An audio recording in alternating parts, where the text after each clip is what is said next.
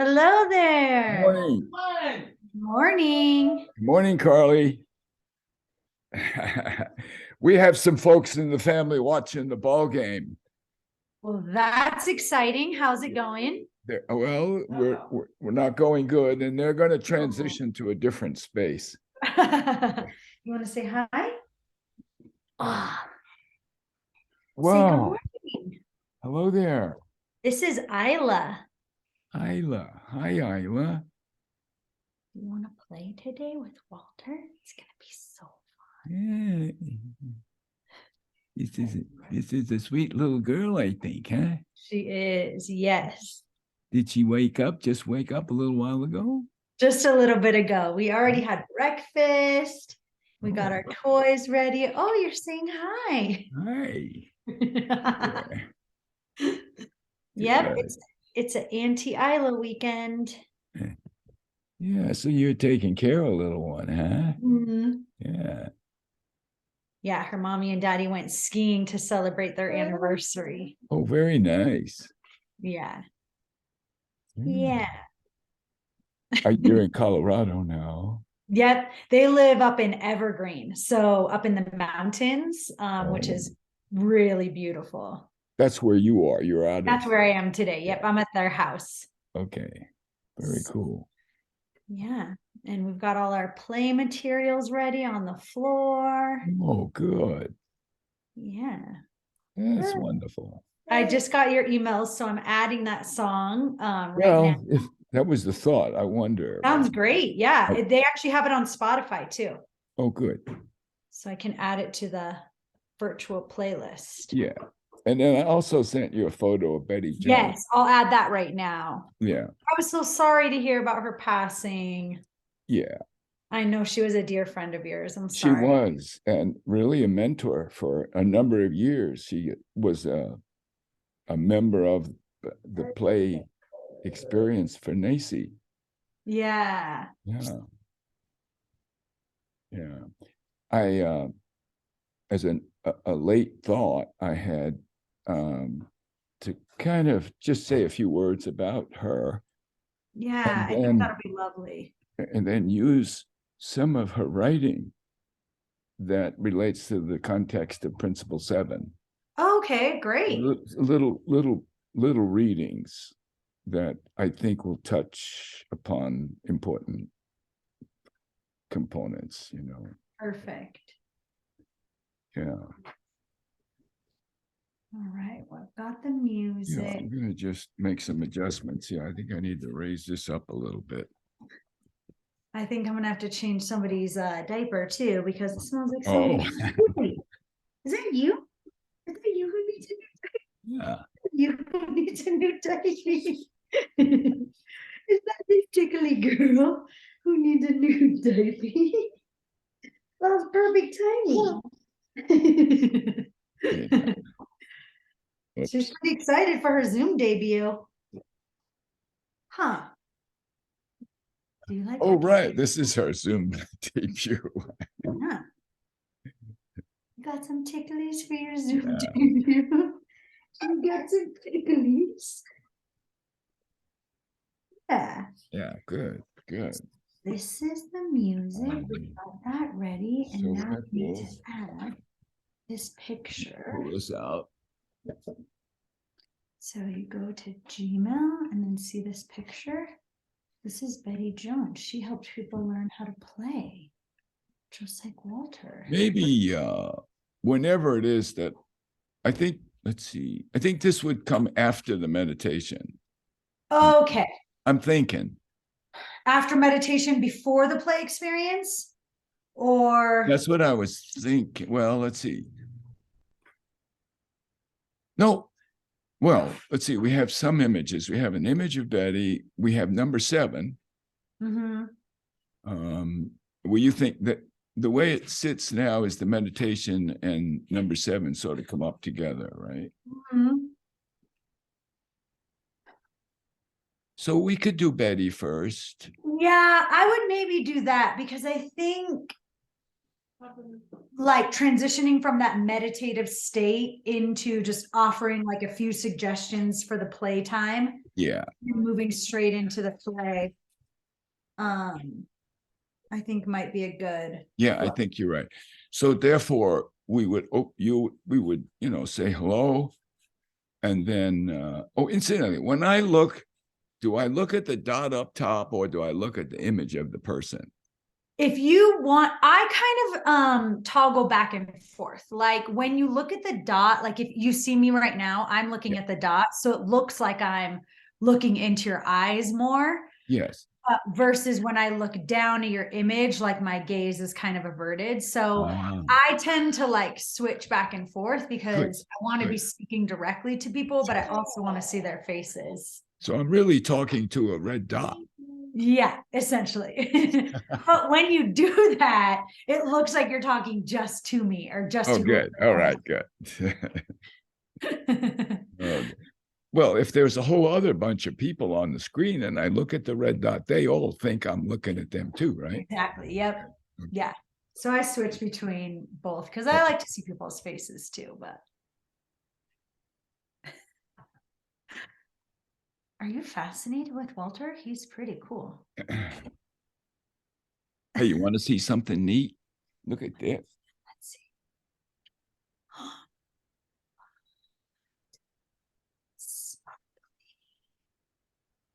That's amazing. Imagine all the things you could do with that.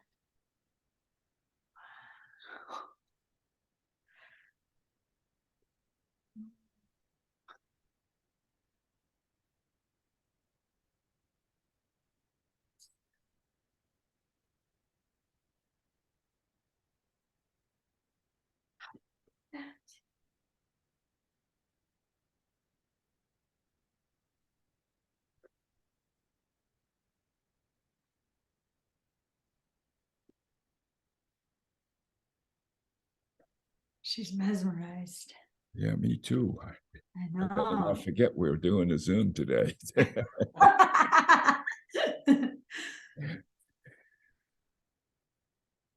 Pretty magical, huh? I'm putting things away. All right, Good. let's add the picture of Oh, Betty. it's wonderful. Slides. Happen to have these here. Okay, so we'll put. All right. I'm excited for today. Yes, I am too. I am. I think I'm going to close that curtain behind me. Okay, I'm gonna And I'll change shut her off. diaper real quickly, so I'll be right back. I've got Oh, the image of Betty in though, so okay. other than that, I We're think here. Good. I'm yeah, glad. Yeah. I'll be right back. I'll see you in a little bit. Okay, so see you in a minute. Bye-bye. Bye for a minute. Bye-bye. Go change it. I know, we'll come back. Don't worry. I promise. Just get you a new diaper and then we'll be right back. Oh, the US. Oh, I see. Yeah. They scored one. That's good. Even if the other guy scored 3, at least we scored 1. That's how I feel.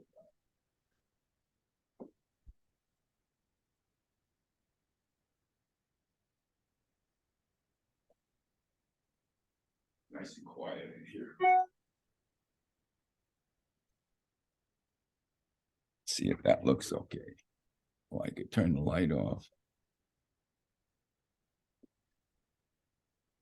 What about leaving the curtain out? I'm going to see about that. I'm going to see about this, huh? What? I'm going to see. This is good. This is good, but I wonder. That's what I figured. Yeah, but I wonder just what this is like. I got to see it. Okay. I just didn't want to glare behind you. I know. That's what I'm thinking. That's why I thought it was a good idea. I just want to see it.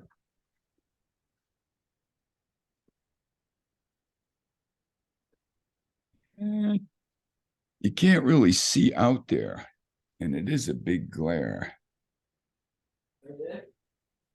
I think it's okay though.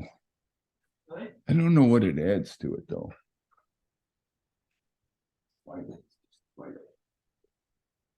It is a big glare. think maybe I'll put the curtain back like you had it. I don't think that if you could see nature out there, it would add something, but that's not the case. So then you got the fan. Well, I'll let the fan go. You want me to shut it? Yeah, I think shut it. What happened? Carly has, You turned this off? yeah, because it shows up here, hon. Okay, well, you didn't really turn it off. Oh, well, then I would like to do that. Yeah. Yeah, I think opening that is a good idea, but it needs to go over all the way. I'll do it. Yeah, you want it off, on, I mean, open. Yeah. The score was 3-1, huh? Yep. How about this word when? You have it on your phone? You can watch I it. don't do that. And I got some doggies to watch. That's good. Did you see my bird?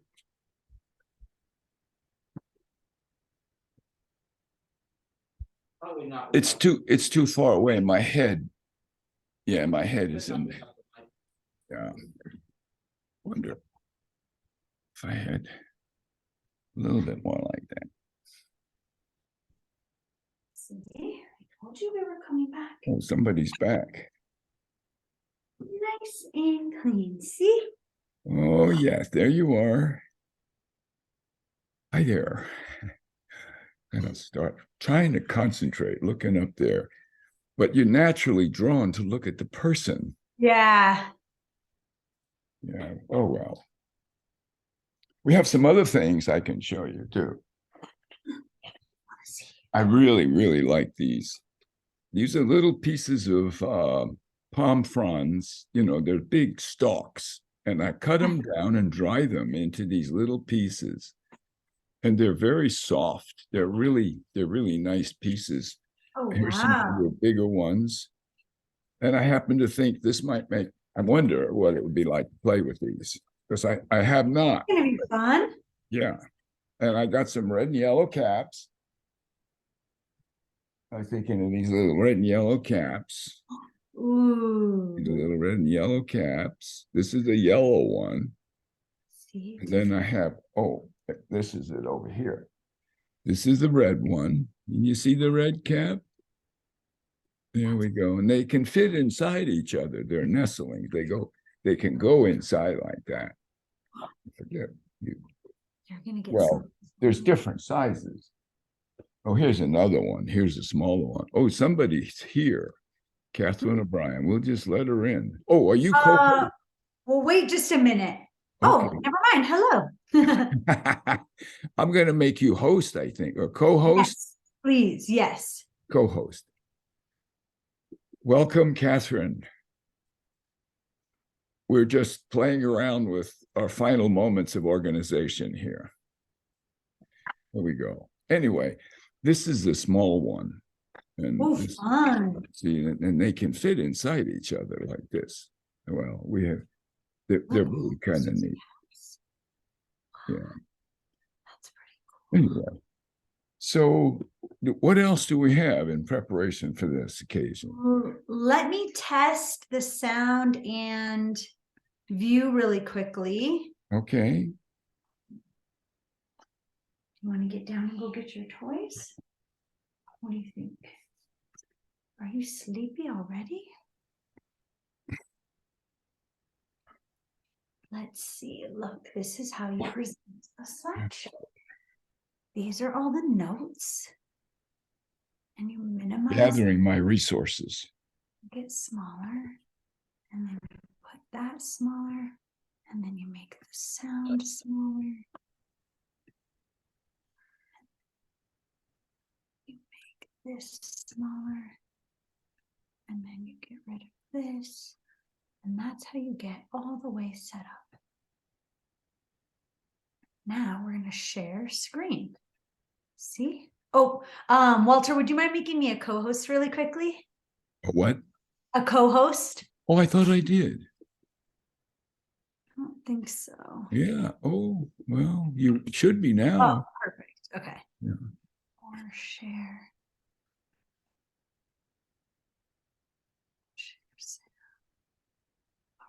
Do you see the slide now, Walter? Oh, I do. Yeah. And then let me just check the sound really quickly.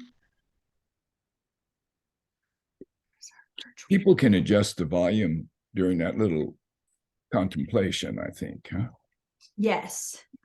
I won't play it too loud either. No, just really background, very muted almost.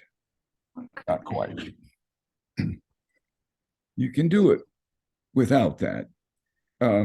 With regards to the 5 minutes that, You hear the sound now? yeah, that's very nice, Carmen. Walter, will you just make sure that when I mute myself right now, you still hear the sound? I'm going to test that really quickly. Okay. Just want to make sure. That would be true for me also when I mute myself, right? Yes, yeah. When I mute yourself, I can still hear any sound that you would have from your computer. Good. Okay. And the next slide is, you want to just zip through them or? Yeah. Just Oh, the good. objectives of our time together. Good. And then the picture of Betty. Okay, good. And then principle number 7. So when I do a little reading, I wonder, would it be best to have a picture of Betty for that time, or the principal? What do you think? If it's about Betty, I think the image of her would be nice. I think so too. Her words, yeah. Yeah, these are her words. Okay, yeah. I think that'd be lovely. And then the principal. I'll just make a slight comment about number 7. Yep. And not a whole lot, because there's really only 5 minutes. And by the time I read a little bit of what Betty's got to say. Yeah, and then move into the meditation. Okay. Yeah, and then really that's it. Then after the meditation, I don't have a slide for introducing the play experience because we'll just have no slides up. And then after they come back from their time of sharing in the breakout room, then we'll invite them to share a picture of their journal and image in the feedback survey, and I'll put that in the chat box. Good. And then how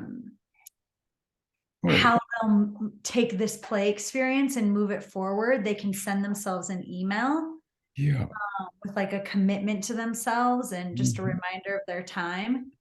And then I put in updated the participant guide and added the Fleacy Facebook page. Oh, excellent. The next date is set for the books. Very good. They can get access to that.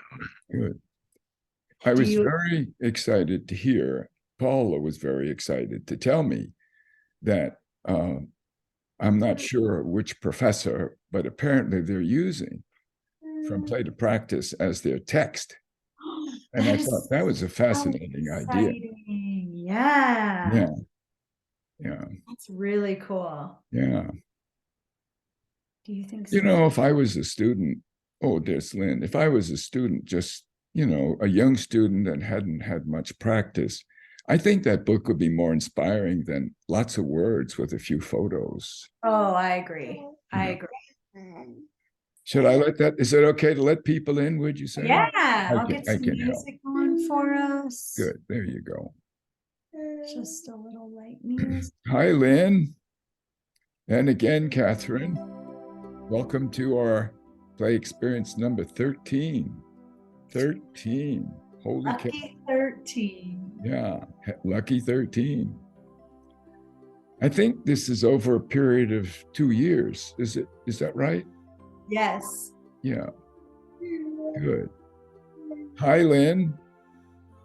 I would like to introduce my colleague, Carly Bedard, to you.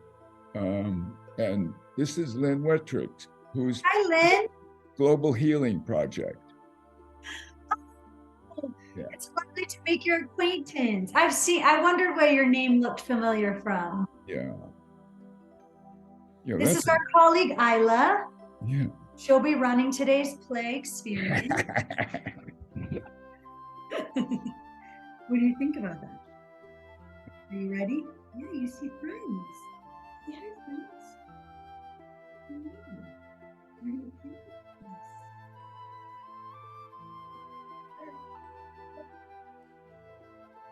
What do you think?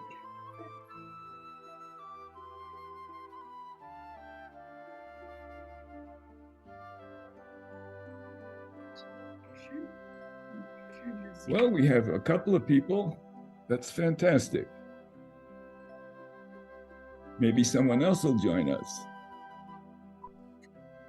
We'll see. Let's see, we have another 10 minutes just to relax. Oh, good. Hi. Oh, Lynn. Can you bring it a little closer? Oh, Lynn, you know what? You're muted if you want to unmute so we can hear you. Yeah. What a wonderful idea, Lynn, to bring the painting to share. Well, I'm going to work on this today. It's Wonderful. going to be the second layer. Fantastic. We know paints are open-ended materials, so it's perfectly fine and legal. It's legal for you to paint today. Yes. What's the image now? It's a little difficult. Oh, yeah, it's so colorful. It's called Mardi Gras. It's the Mardi Gras. Wow, I see the people, it looks like they'd be on the street, sort of down to what looks like the left side. Is that right? Oh, that's cool. Okay. I think of the Mardi Gras as a celebration of life. You know, it's a very vibrant, colorful dance and movement. And I have this, which is the globe and all the colors that are in it. Can you see it? Yeah, that's got all the colors in it, huh? Mm-hmm. Fantastic. So Fantastic. this is in honor of it. All right. Oh, I see. Oh my goodness. I think, if I'm not mistaken, it's Terry and Phil Alexander. I sure hope so. I think I saw their names, Carly. Yep, they're connecting to audio right now. Okay, good. What a treat. I think they're out on the West Coast, no longer in Atlanta now. Oh, that's right. Yeah. We got to meet one of their neighbors, I think, last time we were together. Yes, yeah. One of our new neighbors, I think, in California, in Washington, I think. Yeah. Yeah.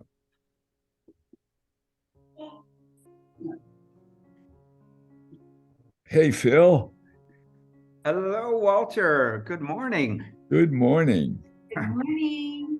Exciting things are happening here. We are starting one of the first intergenerational Reggio Emilia inspired preschools here at the senior center where we are now residents. And so Terry and I, in our building downstairs, Hi, Terry. the third Oh floor. my goodness. And we just take an elevator down to the first floor where there'll be 2 classrooms. A total of the school will be about 36 students. Wow. And it's all to foster interrelationships between seniors and preschool students. And it'll be opening possibly in January, but most likely it'll be next year. But right now, Terry and I, because of our experiences, our careers in early childhood, are helping to train an on-site director. The director who has family issues will be advising whatever, but she's had many years experience with the Reggio approach. So this is very exciting for us, and we're kind of refreshing. And so we're sharing the play experience with people who are part of, here at Rose Villa, the childcare center is called Rosebud.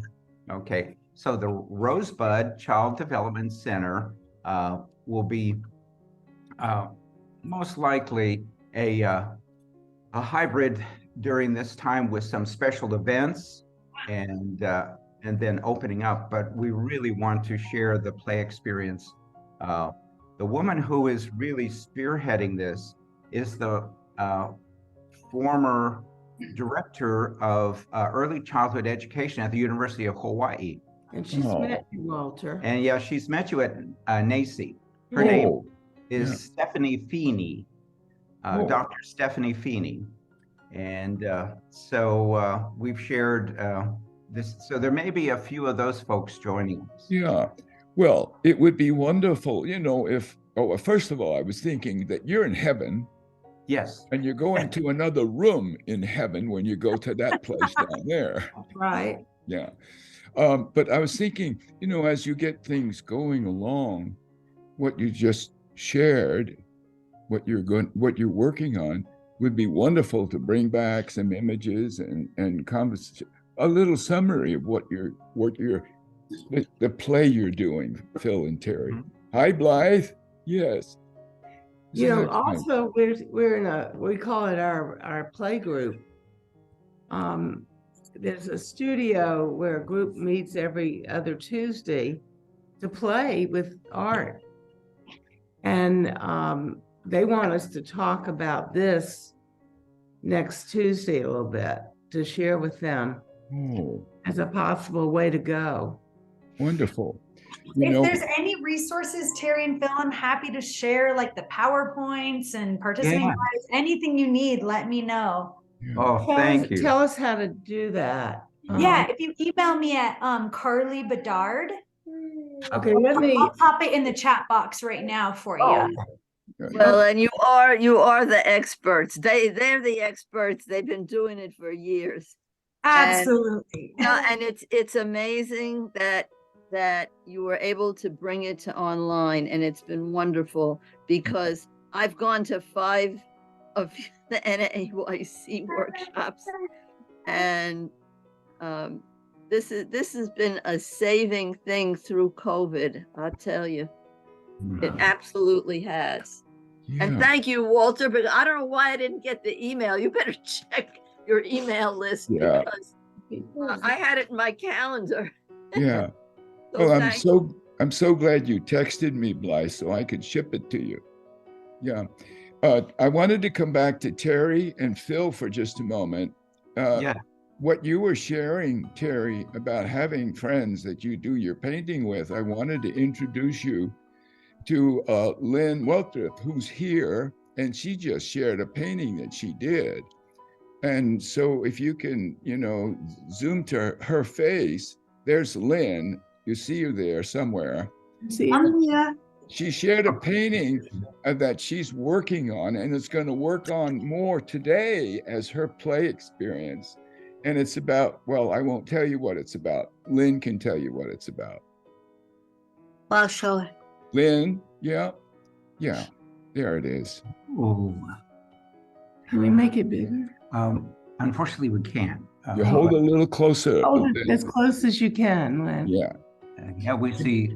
And vertical. And some very meaningful, look like almost fronds of palms or something. That's beautiful. It is gorgeous. And I'm very much enjoying looking at your head wrap or hat.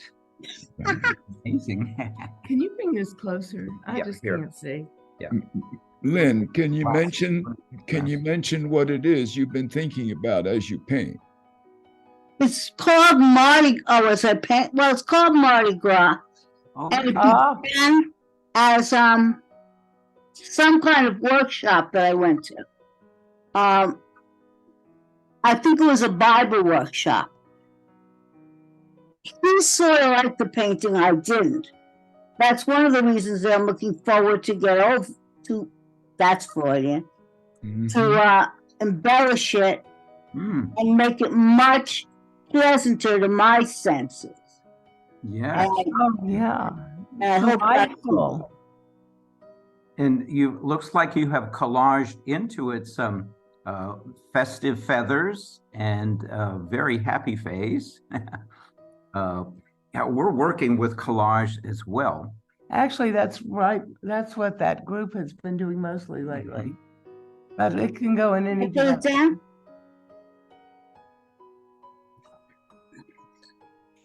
We also have a project here to bring Mardi Gras here. Really? Oh, Yeah. wow. How exciting. And the ceramics program. Oh my gosh, busy, busy. Yeah. So So- we are quote unquote retired. But we're having so much fun Yeah. playing with our colleagues who are all Oh, over 60 and as well as hopefully soon children who are younger than 6. Yeah. So, Now, what is your name? The person who just showed us the painting? Painting. That was Lynn. Lynn. Okay. Yeah. Right. Where do you live, Lynn? I live in Boston, Massachusetts, That's a my suburb birthplace. called Newton Center. And um, hello, Carla. Welcome. We had good. Carla just join us as well. We're just chatting a little bit, and Terry and Phil Cox are out on the West Coast, and they were just sharing they live in a couple of stories anyway, retirement community, and on the first floor there is a program being created, a Reggio-inspired program being created for young children. So Terry and Phil were just describing how they can just go downstairs into this play center for children. And it just occurs to me that what a beautiful, beautiful way to enjoy one's aging years, to be in a community with other adults who like to do painting and play. And just right there beneath their feet is this spectacular center that imbibes the principles of Loris Malaguzzi and how important play is for every reason you can think of as a human being. What a great idea. Thank you for sharing that, Terry and Phil. Walter, as you describe it, I'm really literally getting goosebumps. Yeah, me too. What you're I've worked- doing. Yeah. I do some work at a program here in Northern Indiana, and they are moving locations, and they will be in an intergenerational setting like you described. I'm not sure how it will all work out, but it will be at a nursing center of some sort kind of thing. And then the children's space will be there as well. And they're talking about their outdoor space, and we'll be collaborating with them to some degree on that. And I'm already thinking about, okay, so how does this look like for different types of mobility and older people and younger people, so that they can enjoy the space together and separately as well. So Fantastic. yes. I'd like to let you know that there's a project that relates to intergenerational play. It's called the Global Healing Project. And Professor Edgar Klugman is the leader of that. Oh, my and he goodness. and his daughter, Carrie, happened to be here today. But the idea of intergenerational play is so dear to Ed's heart, and all of us really, because we have a vested interest in learning how to continue to play as we get older and keep kids in our lives, different ages of all sorts of people, all diversities. That intergenerational concept is one that Ed and Carrie could chat about for a few minutes if they like. Welcome, you guys, and Kelly, welcome to be here. And Blythe, you see who's here. And please, if anyone, Carrie or Ed, if you'd want to say something, or Kelly or whomever. Hi, Carrie. Yes, Ed. Gosh. Oh, here we go. Okay. You can talk about intergenerational play, Mama. Oh, Yeah.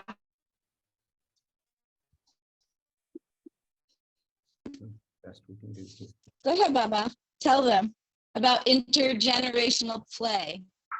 You can say about it. Ed Klugman's daughter. Oh, right. Here. Ed Klugman is. well, we started out with. I see Ed. There he is. He's talking. Play. Hi, in Ed. Harvard Square in Cambridge.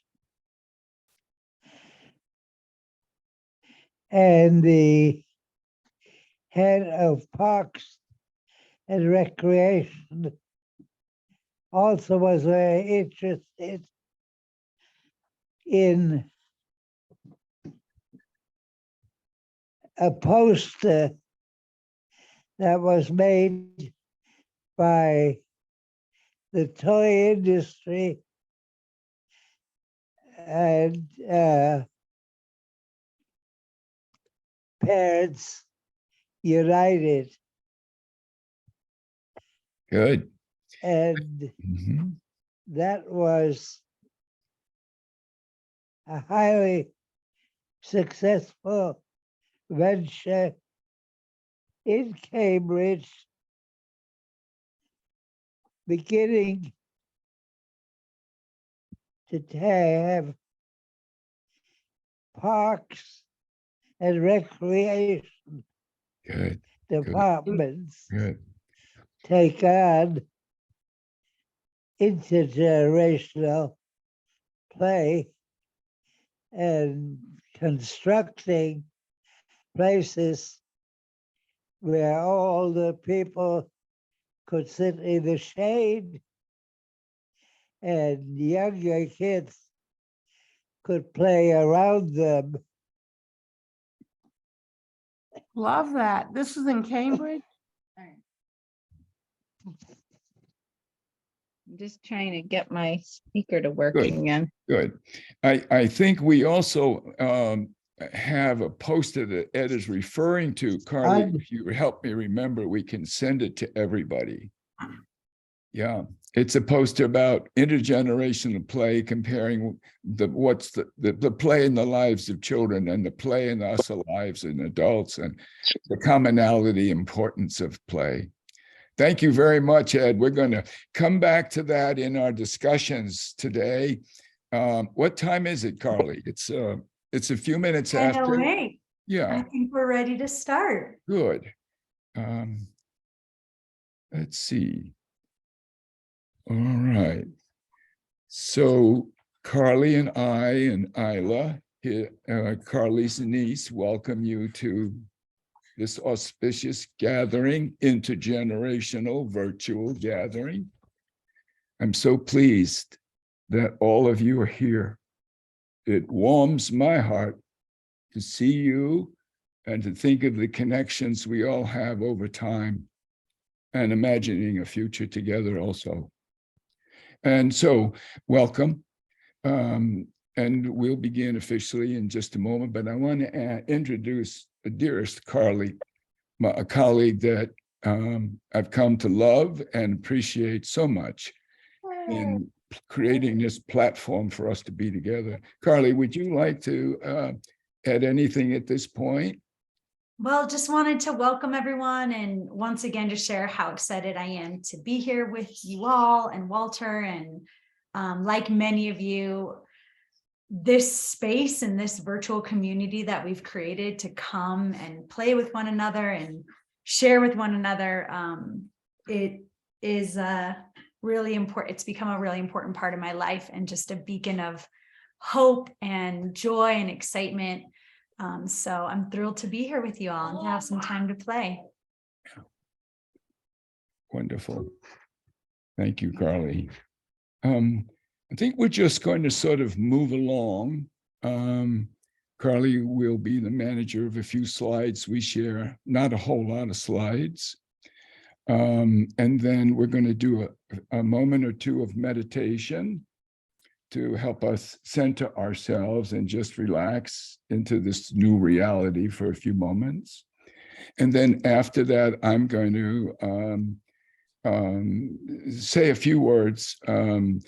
But first, before we do that, I think I'd like to, maybe Carly, I would just continue with the idea that we spoke of earlier. It's a shift a little bit, but is there anything you want to say about our objectives, Carly?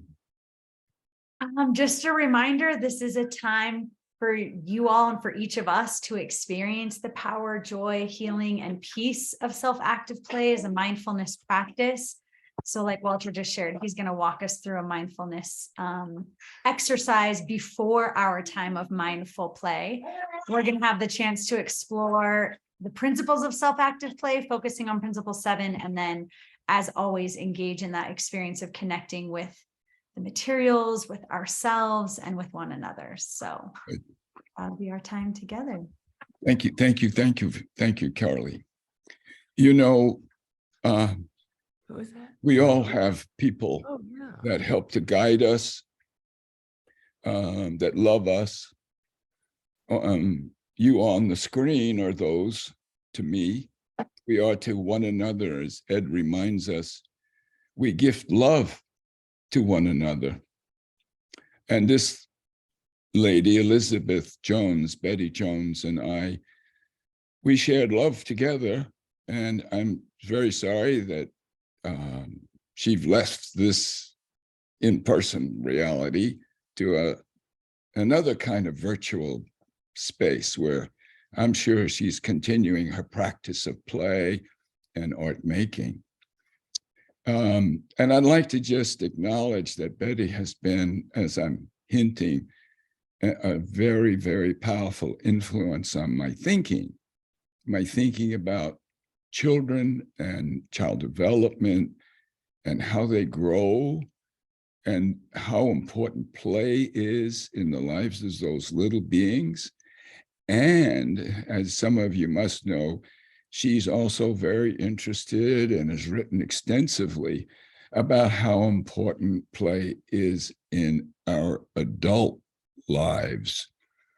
And so I'm very grateful for Betty having joined our play experience at NACI for, I think it was 8 years. Betty was a partner along with other colleagues where we presented 3 hours of play using open-ended materials. So those were great days. I'm very grateful, Betty, for your love and caring.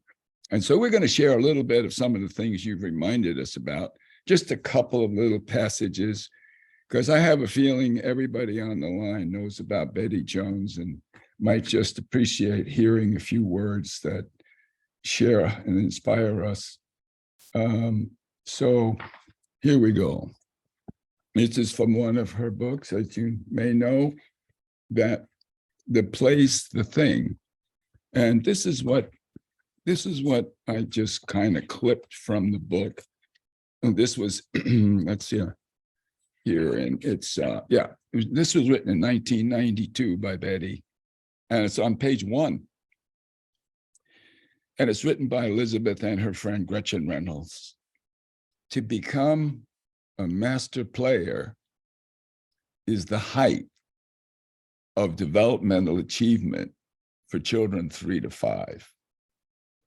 Master players are skilled at representing their experiences symbolically in self-initial improvisational drama, sometimes alone, sometimes in collaboration with others. They play out their fantasies and the events of their daily lives. Through pretend play, young children consolidate their understanding of the world, their language, and their social skills. The skillful teacher of young children is one who makes such play possible and helps children keep getting better at it. So that was a lovely thought for us as we begin to play.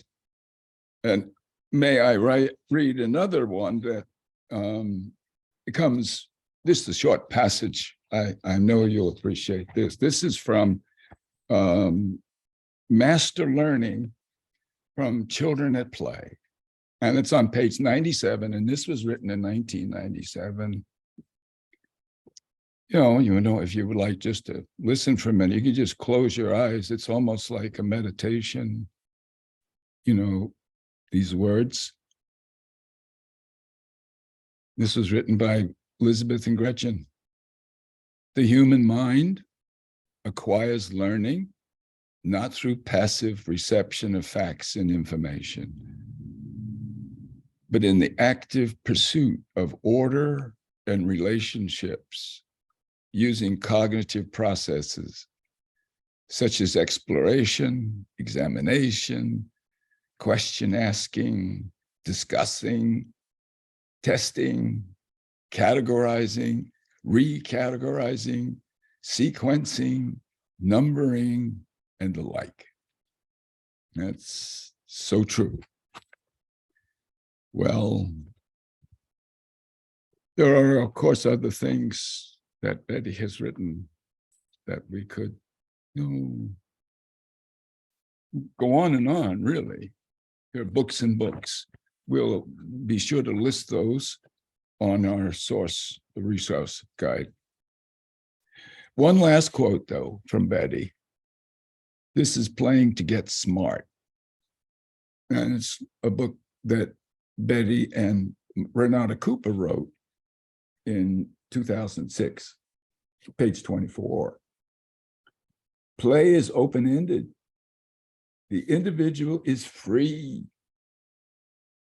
to explore a wider range of possibilities with no reestablished rules of procedures or outcome. Being competent in play means being self-directed, able to find something to do, to get absorbed in it, to discover things in the process, and go on to more elaborated play or to self-defined work in our lives. Awesome. Thank you so much, Betty, for being a dear friend and guide to many of us.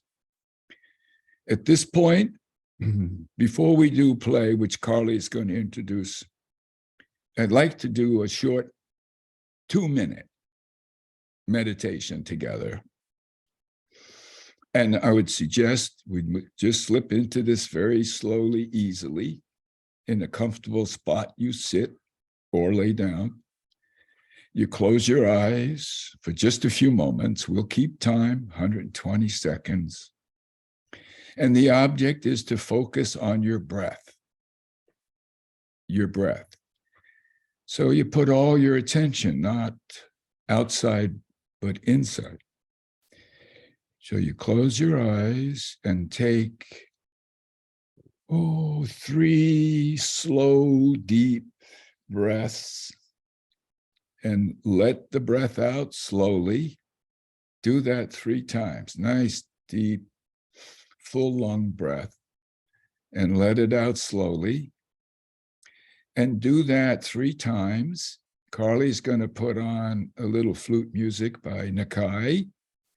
I'll keep time, and in 120 seconds, we'll step back into this other reality. But for now, breathe deeply and relax.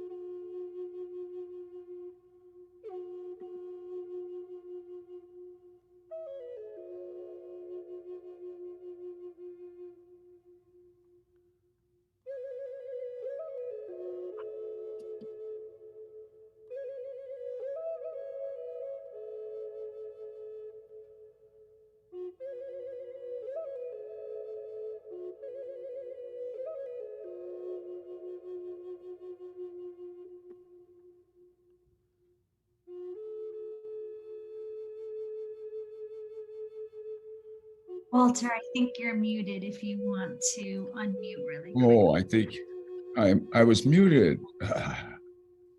I was just saying that we have a transition now to look at and experience principle number 7. And Carly's going to guide us into a play experience in a few minutes. So this is a good time to be sure you have some materials nearby, because before you know it's go, and we're going to be into play. The other thing is that the form that our play takes is in line, it's in harmony with our essential self. It's in touch with the intuitive self.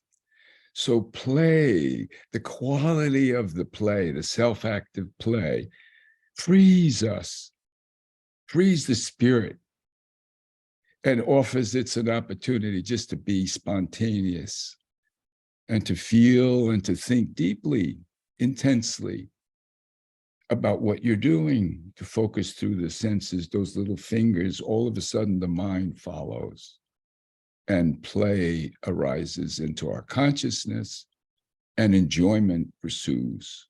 It's fun to play this way. It's good for everybody, and it's good for all of us. So without any further ado, let us slip into that practice of solitary, solo, silent, self-active play. There is, of course, the other kind, the more collaborative, robust, engaging in conversation and shared energies. This is about staying with one's own energy, the creative power within us. And play is a source of creative energy. It's a positive force and a safe context for developing self-knowledge all across the human lifespan. So, Carly, would you please take a moment and guide us all into a play experience, and share, if you like, what's happening after that. But please, Carly, thank you so much. Yeah, I would love that. So as Walter shared, we're going to engage in a time of play for ourselves. So while there's no right or wrong way to play, we did want to offer just a few invitations to help you make the most of this time.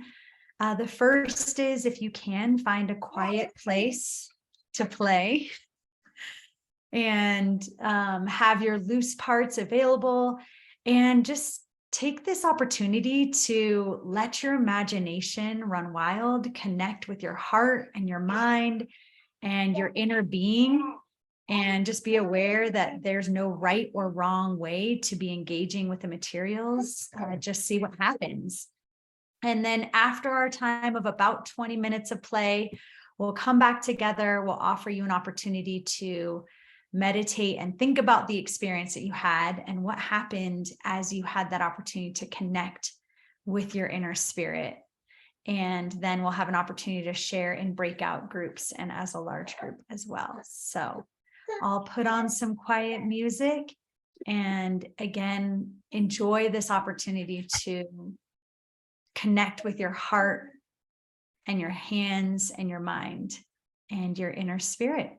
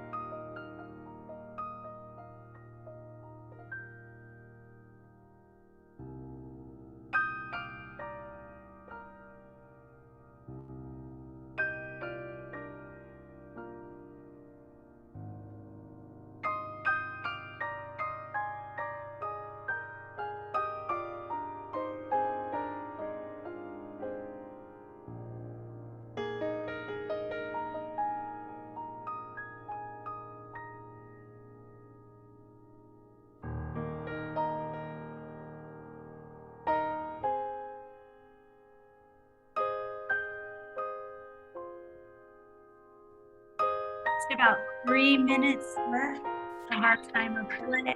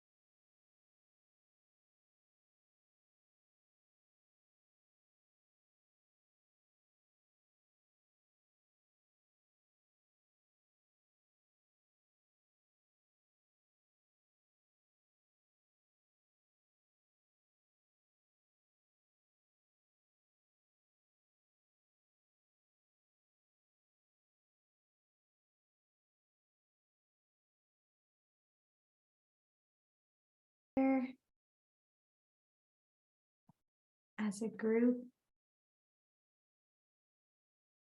Walter's going to lead us just in a brief 60-second time of quiet contemplation about what just took place.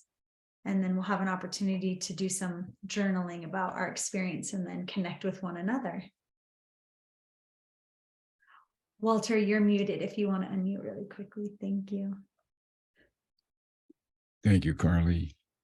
I was in play here, making noise. So for now, you just had an experience of some sort. Each of us have different experiences. Take a moment, close your eyes, breathe again that way. Nice, deep breaths, let it out slowly. And for 60 seconds, contemplate what your experience was or whatever comes up, starting now.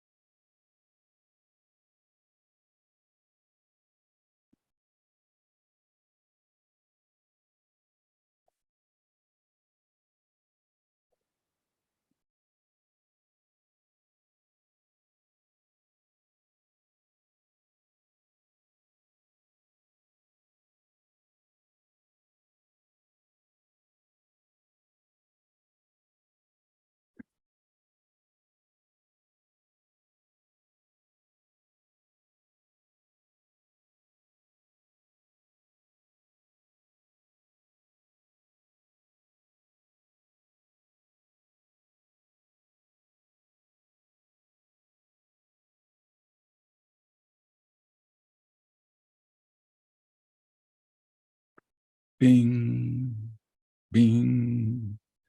60 seconds. Okay. What now, Carly? Let's see. Now we're going to do just a few minutes of journaling. I'll play some more music and you'll have an opportunity in whatever way you would like. You can draw about it, write notes. Yeah, just reflect on the experience you just had. We also wanted to invite you to consider some of the similarities between that time of guided meditation that Walter offered before our time of play, and perhaps some of the mindfulness that you experienced during our time or during your time of play as well. So just a few moments to jot down what thoughts did you have in your time of play? What happened? How are you feeling? What did you learn about yourself? And then after that, we'll send you into breakout rooms to get to connect with one another about your experience. So I'll play some music and have just a few minutes to journal.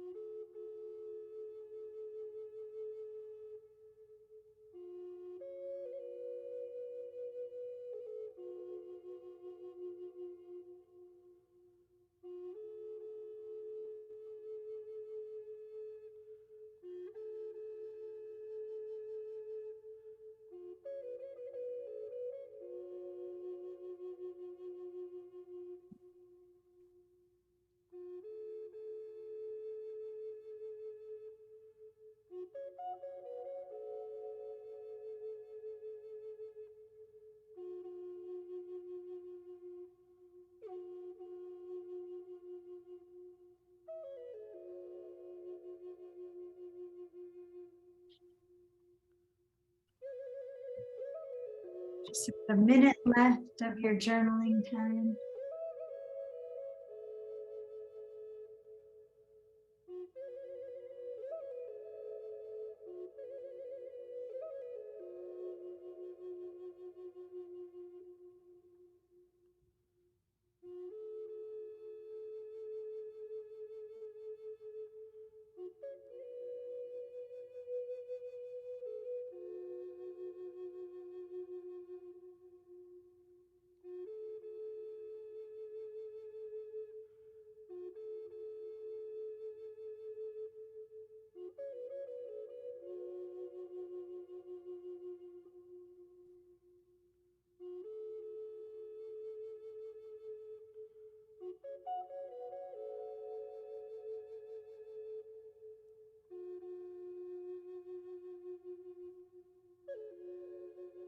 All right.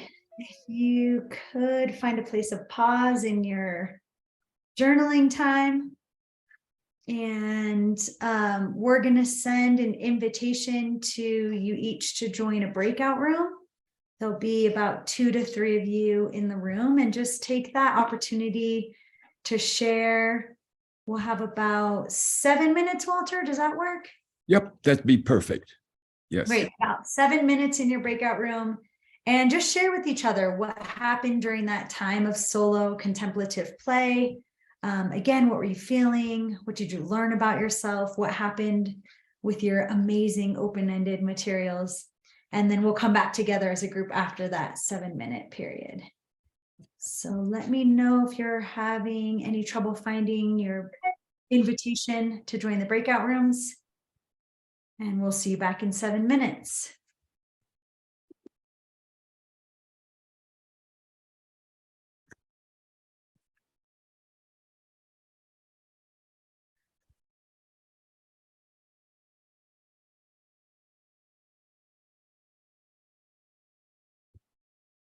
Everybody made it. Oh, fantastic. Are we alone? We are. Wonderful. Well, the 3 of us, that is. All of it. You feel okay? Yes, yeah, it was. Oh, Isla's waving. You say hello. That's our friend. Hi, Isla. He's pretty amazing. Hi, Isla. Ooh, ooh, ooh, ooh, ooh, ooh, ooh, ooh, ooh, ooh, ooh,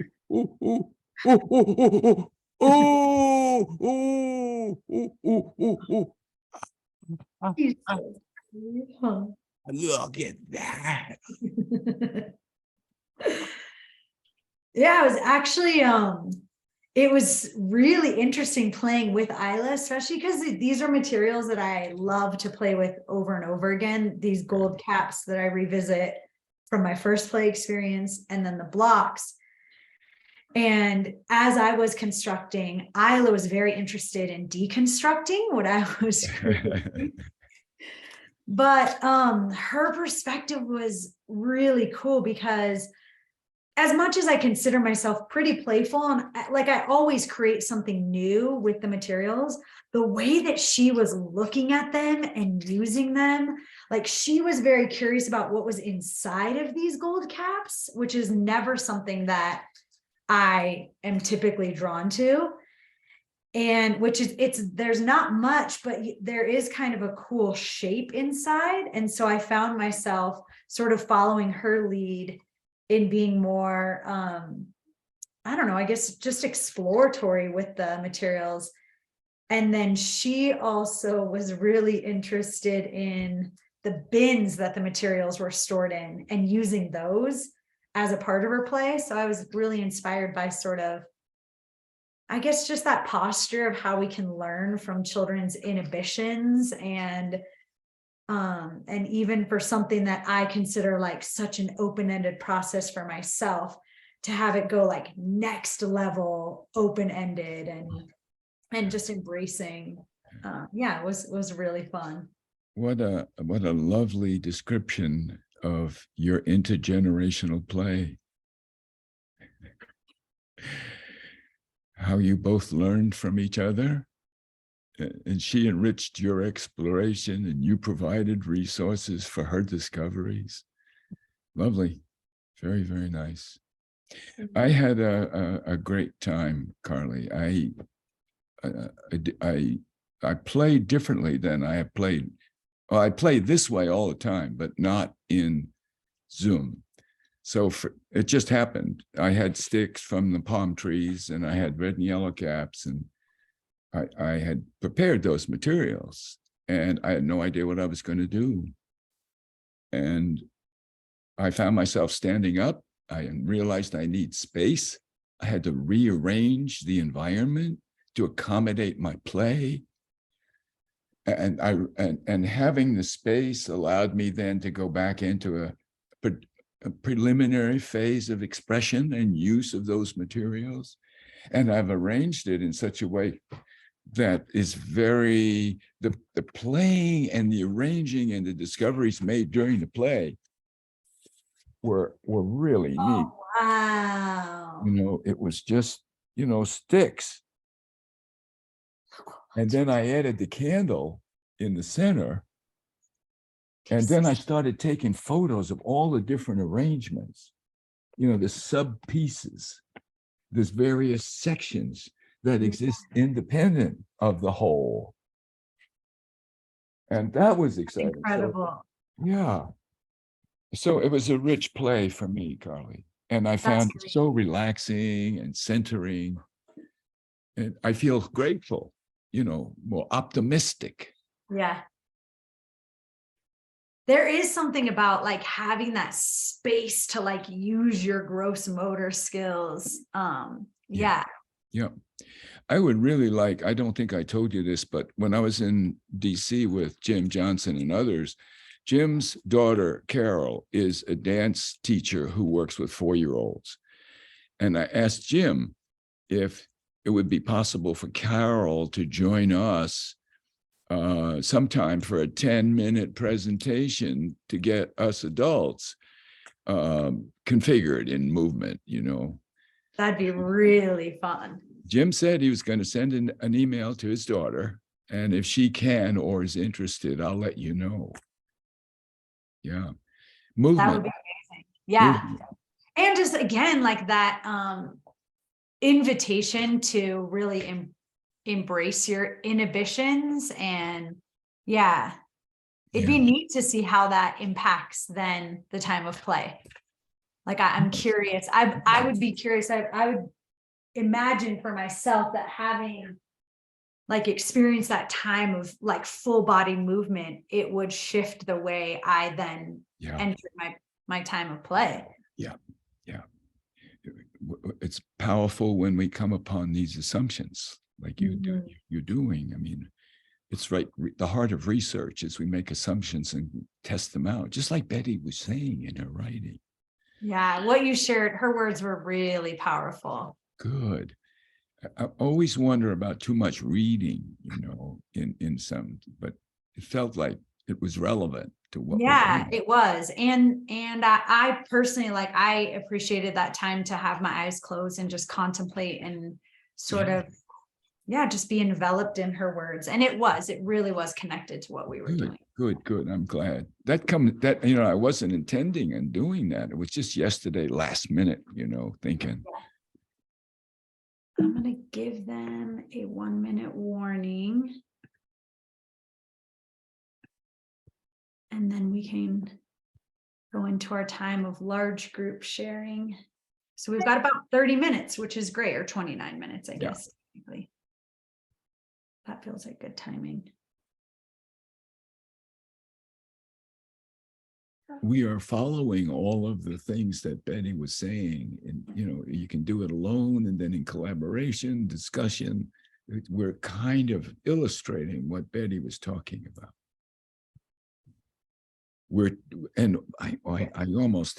I have another quote from her book, Adult Play, but I think I'll save it for another time because this sharing now, I think, would be really what's on the docket, I think.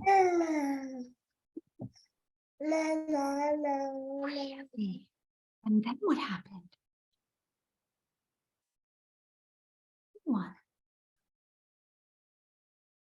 Did you want to share with us more about your play? That's what we're going to do now. Welcome back. I think we have everyone back, Walter. Good deal. Yeah. So, so we've had several things happen to us in the last hour or so. And wondering what stands out in your reflection that has relevance to things you're interested in, things that happened to you, maybe even things in terms of whatever happened today in terms of the future. You know, Tom Henricks, one of great living play theorists, in his book, play and the human condition, he makes a brilliant statement about experiences having different qualities. And if you look at two general qualities, one is descending meaning, and the other being ascending meaning. So you wonder what the difference is between, what's he mean when he says descending and ascending? And Tom talks in his book about the descending is, well, when you go on with your life, it doesn't have much influence or impact on you. And then by contrast, experiences for children that have ascending meaning for them personally, they can draw upon and use to create who they are to become. And so it's real important for us as teachers and caregivers, as parents and grandparents, to be aware of those kind of very sensitive moments that have real value for the child. For instance, its relationship with you. That's primary. And then beyond that, through that system of loving the child and the child loving you, or loving your mate, or loving right now one another, we hope it has value of ascending meaning, that we carry with it in a way that we experience love, contentment, peace, new possibilities. And that sort of experience we happen to have in the gift of play. So what was your experience? What relationships of value does it have for you? What did you do? Realizing that it is always in the sensory experience that the highest value is at. Reading is good. Sitting and listening is good. But as Betty Jones said, it's in the interaction, the experience, that the doing has the greatest ascending meaning. So, Carly, what should we do now? Should we just open it up for the floor and see what folks would like to share? This is our community of practice, spontaneous pop-up virtual play. Anybody have anything they'd like to share about their experience? It's an open floor. Oh, I see a hand, Terry Cox. Hi, Terry.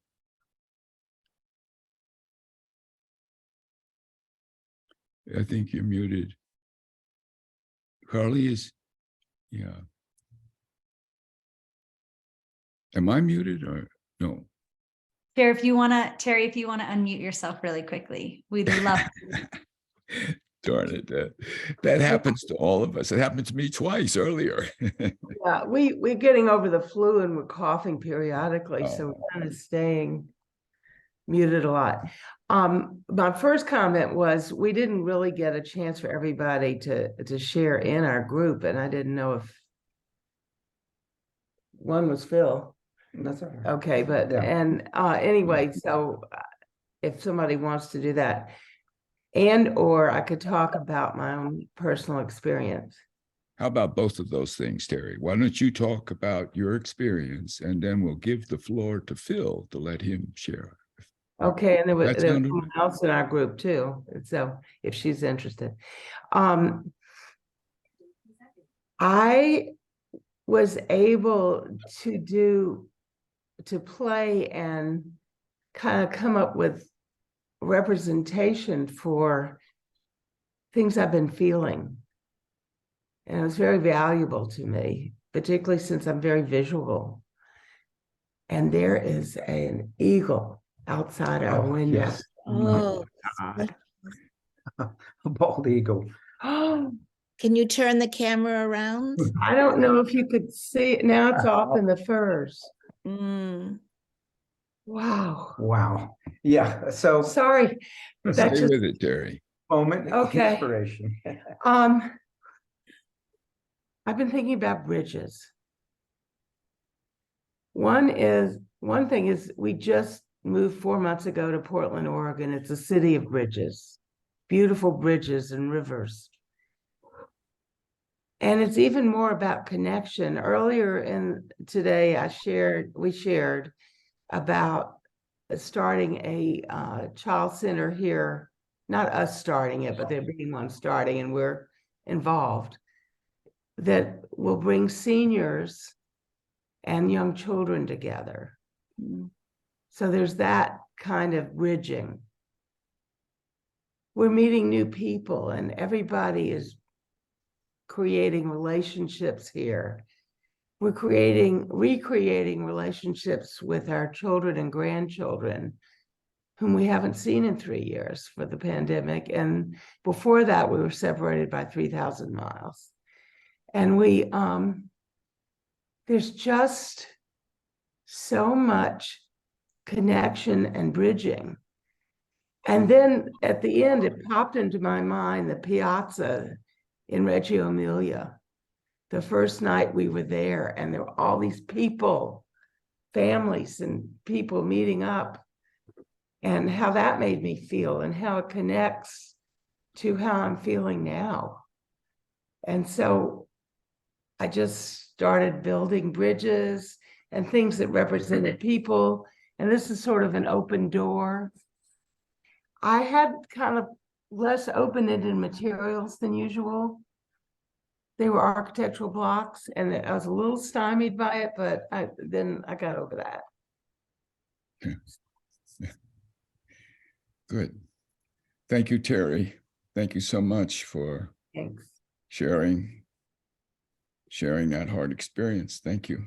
Phil, is there something you would like to share that you didn't get to share in the small? Well, it just, after spending 34 years as an educator, and in the last 20 solely as an art educator, well, art educators teach a little of everything, as you can testify, Walter, that as an artist yourself, but a lot of my art would tend to get, you try to make an image look like something or something precise, and the freedom that I felt with this experience was to just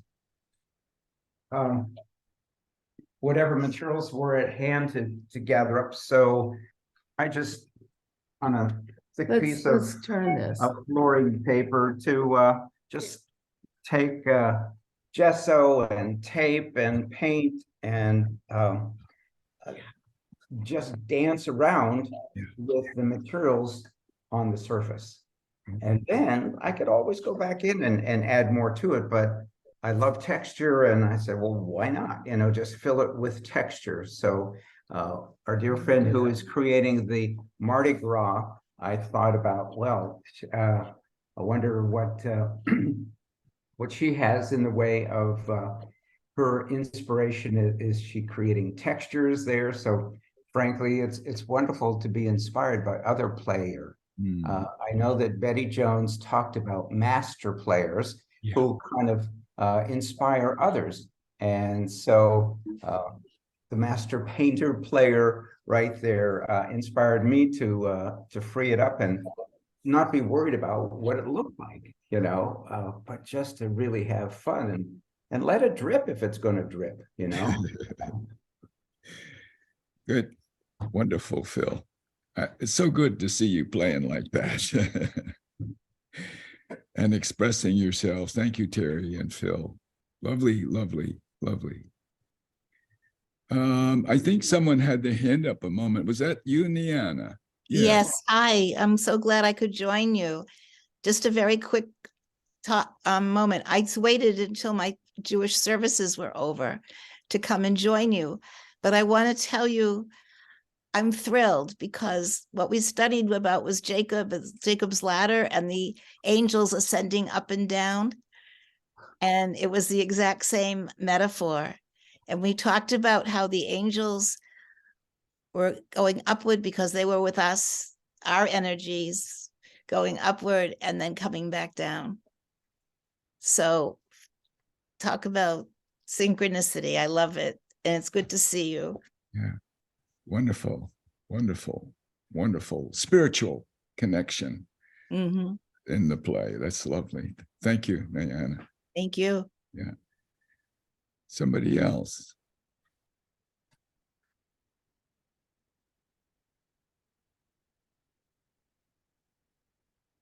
Yeah.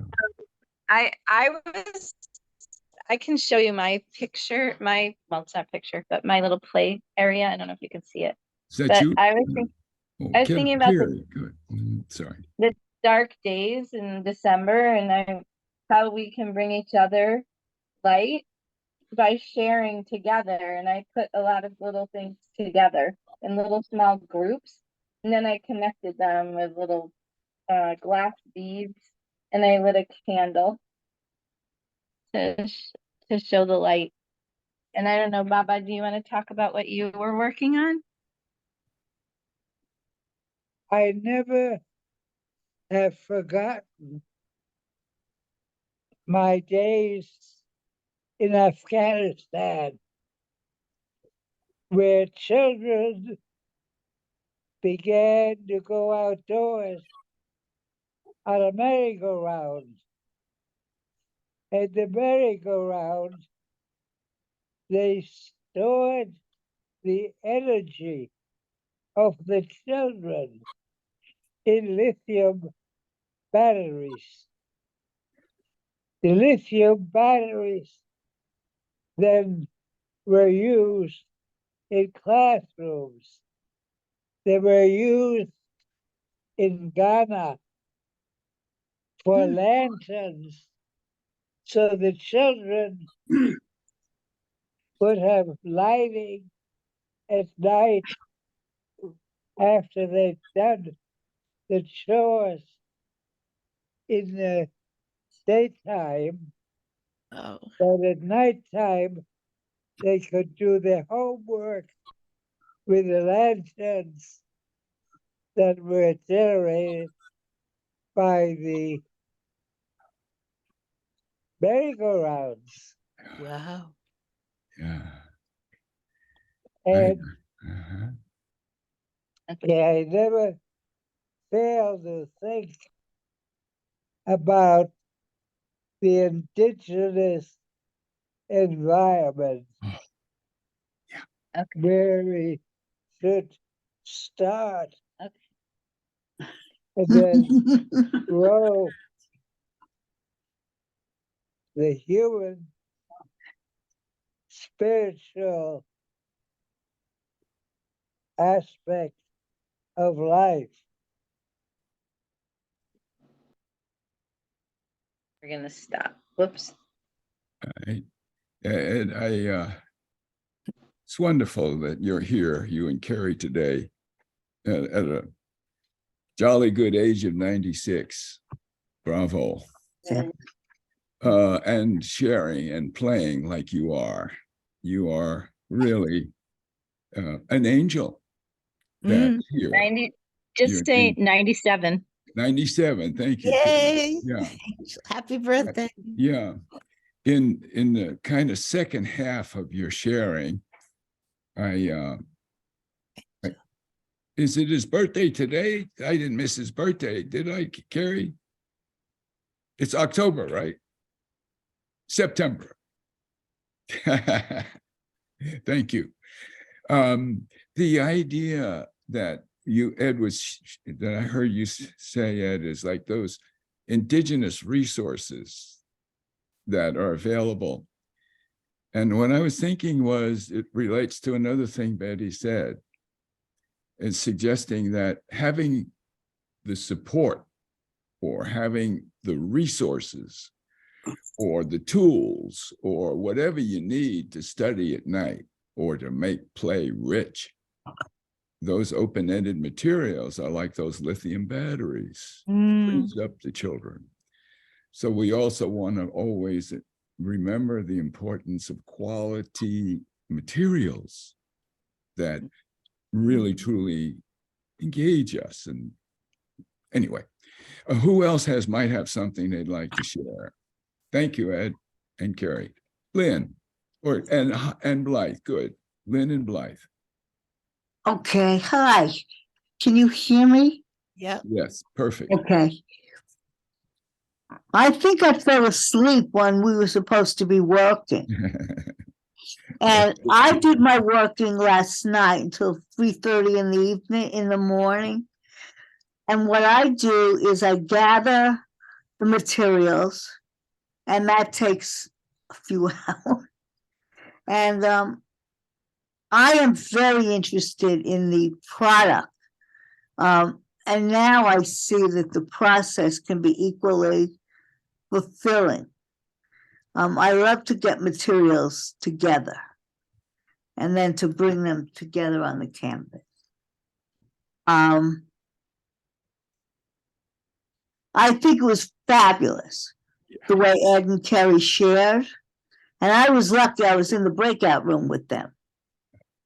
I liked how they explained exactly what they had done and why. And one last thing. When I do it, I generally sing a song of inspiration, and it's always different. And speaking of Indigenous, I'm going to sing an incredibly short song.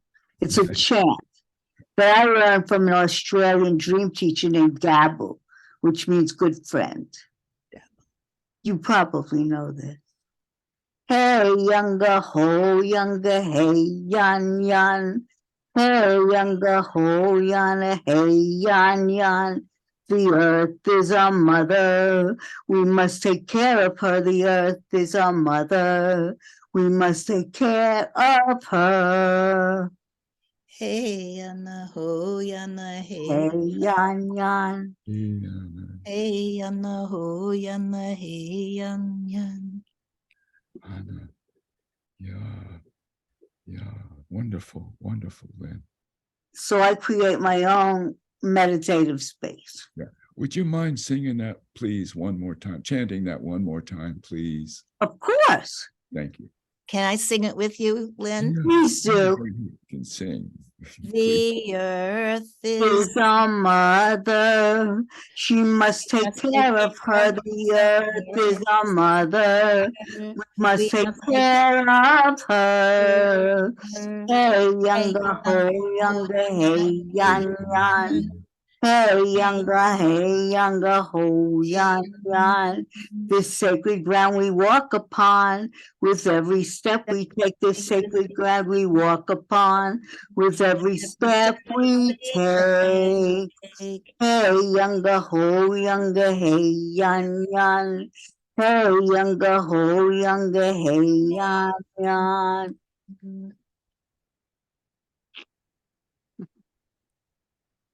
I'm very glad we're recording this session. We can share that little song again. Thank you, Lynn. Yeah. I think, Blythe, you had your hand up there. Wonderful. Yes, well, how does one follow? You can't. But let me show you a picture because I wasn't able to get my computer to go around. So hopefully you can see this. But this is what I created from boxes. And what happens is I have a great big bag where I keep throwing boxes of different kinds and bottles of different kinds in. And today I put my hand in, and the first thing that came were the round pieces that are up on top. The cheese boxes, which are blue. And then I looked at the tea boxes, and I have all different colors, and I decided that I wanted only gold. And this is where what Walter did before came in, because I have a number of red boxes as well, and I did not want any red in there today. And very often I just take out all the boxes and play with them. But I was much more intentional today than I have ever been at any other time. So that was an interesting feeling for me of being very intentional. Because most of the things that I've created before have been horizontal all over my table. And I made a decision to be vertical today with the construction. This is the side view of it. which Walter, I'll send these to you at some Oh, point. thank but, you. Thank you. Yeah, But wonderful. that's the side view of it. And so that's the story. Yeah. Yeah. In each of our stories, there's learning about ourselves. You know, it's the self-knowledge that we making choices in certain ways about cardboard boxes and gold ones and not the red ones, and defining how we think and what we feel and what we want and how to get what we want, how to do what we want in the best way we can. Just like that, boom. All of these parallels are so illustrative, imperative to really understand. And I think that's part of what Betty Jones was teaching us, is teaching us still. You know, the intentionality that you spoke of, Blythe, it's beholding upon us to be very intentional about developing our understanding of play and practicing play in whatever ways we can, and realizing the various ways we in fact do practice play. And in doing that, we're far more likely to praise play and help others to understand it too. Now, so here we go again. We're still together. We have more time, and there's Kelly and Sonia. Dr. Sonia had her hand raised. Oh, good. Thank you, Carly. No worries. Oh, let's see if you could. There was a lot of, whoops, sorry. There was a lot of different, so before attending this seminar today, I kind of felt stressed. I was wondering what was I going to be asked to do in this play workshop? And I went to that adult mindset of being product driven. But then, you know, starting off with meditation really helped me kind of get into a more concentrated zone. And then when I started working with the materials, I started noticing, you know, that I was lucky enough that I have this like collection of like shells and collection of like little, you know, sewing pieces and natural materials and since I was playing by myself, I had the luxury of using everything that was in the bag at my disposal. So I started feeling a little freeing. I was able to concentrate, and it was very like therapeutic. But it also made, in the reflection piece, I started thinking that, and I was sharing this with Terry, that we often tell children, and we give children these small quantities of material, and we tell them to play. But how limiting is that already for when we do that to children, and how stressful can that be? I was reflecting on, if I was only given a handful of shells, I wouldn't have gotten so deep into play. It wouldn't have felt as freeing. It would have probably felt a little stressful. I chose to start playing on my desk here, and even that space was limiting. And I was considering, what if I would have chosen, like Carly, to play on the floor? It probably would have been a little more freeing. So also being intentional and setting up the conditions of play with children. You know, often we only have children working on tables, and how limiting and stressful can that be? And I was thinking, for many of the children that I worked with who are on the spectrum or have, you know, different learning opportunities, how we also as adults should reflect more on the environment of play that we're setting for children. You know, that right away when children come into our classrooms, they also might feel like we're wanting them to produce products when play should be a little bit more free. And I think the conditions of play and what we set up, like Walter, you and Carly set up before we started this experience, really set the tone that allowed me to concentrate. I felt free. I felt my stresses of the day kind of melt away for a moment.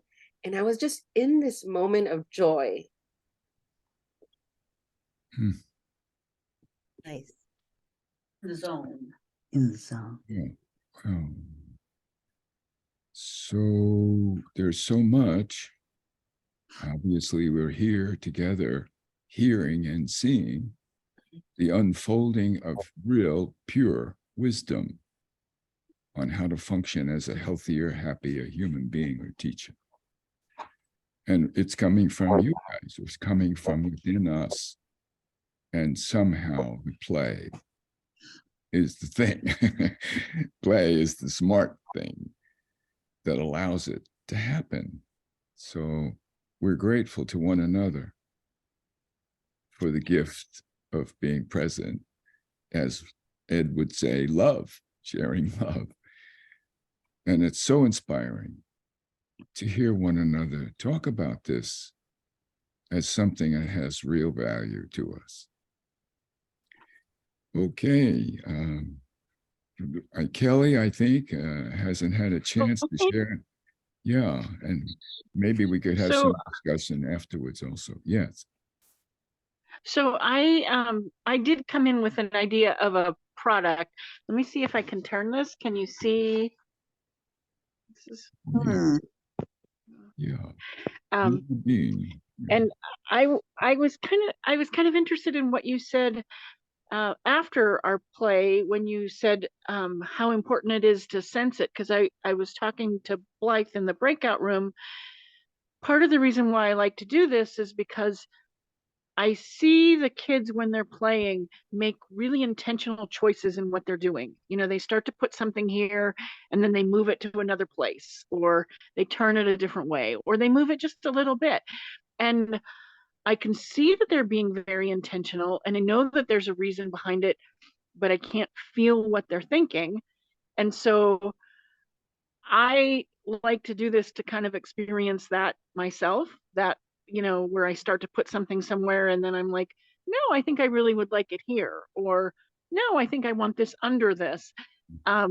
Just feeling, making those choices, it helps me understand what they're doing.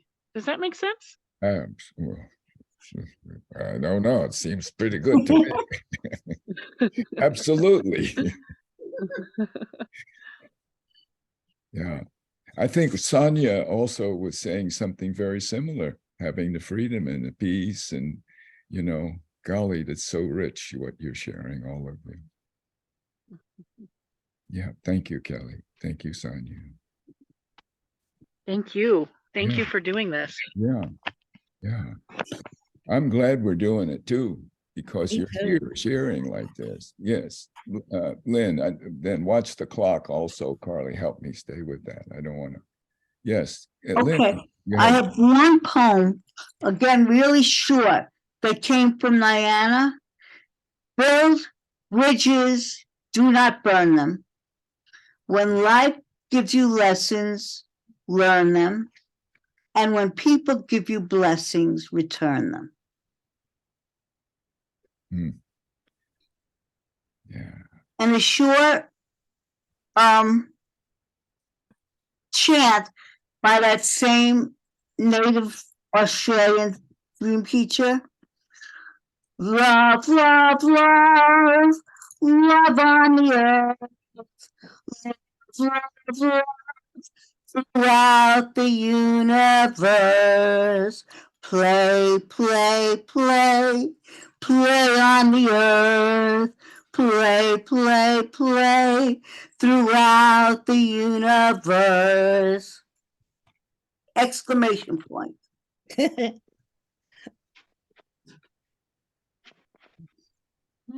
Thank you. Is there time for a question? Yes. What I'm going to do just ahead of that, though, really quickly, in case anyone has to pop off, just being respectful of everyone's time. Walter and I will be happy to stay on as long as anyone wants to play. But we would really value your feedback about this experience. Walter and I are collecting some action research just about the power of virtual play. And so I put a link in the chat box. There will be an opportunity for you to give some feedback and also share a picture of what you created during this time. So if you want to snap a quick picture of what you made before you deconstruct it, unless you were playing with a little one who already deconstructed it for you, then please do that.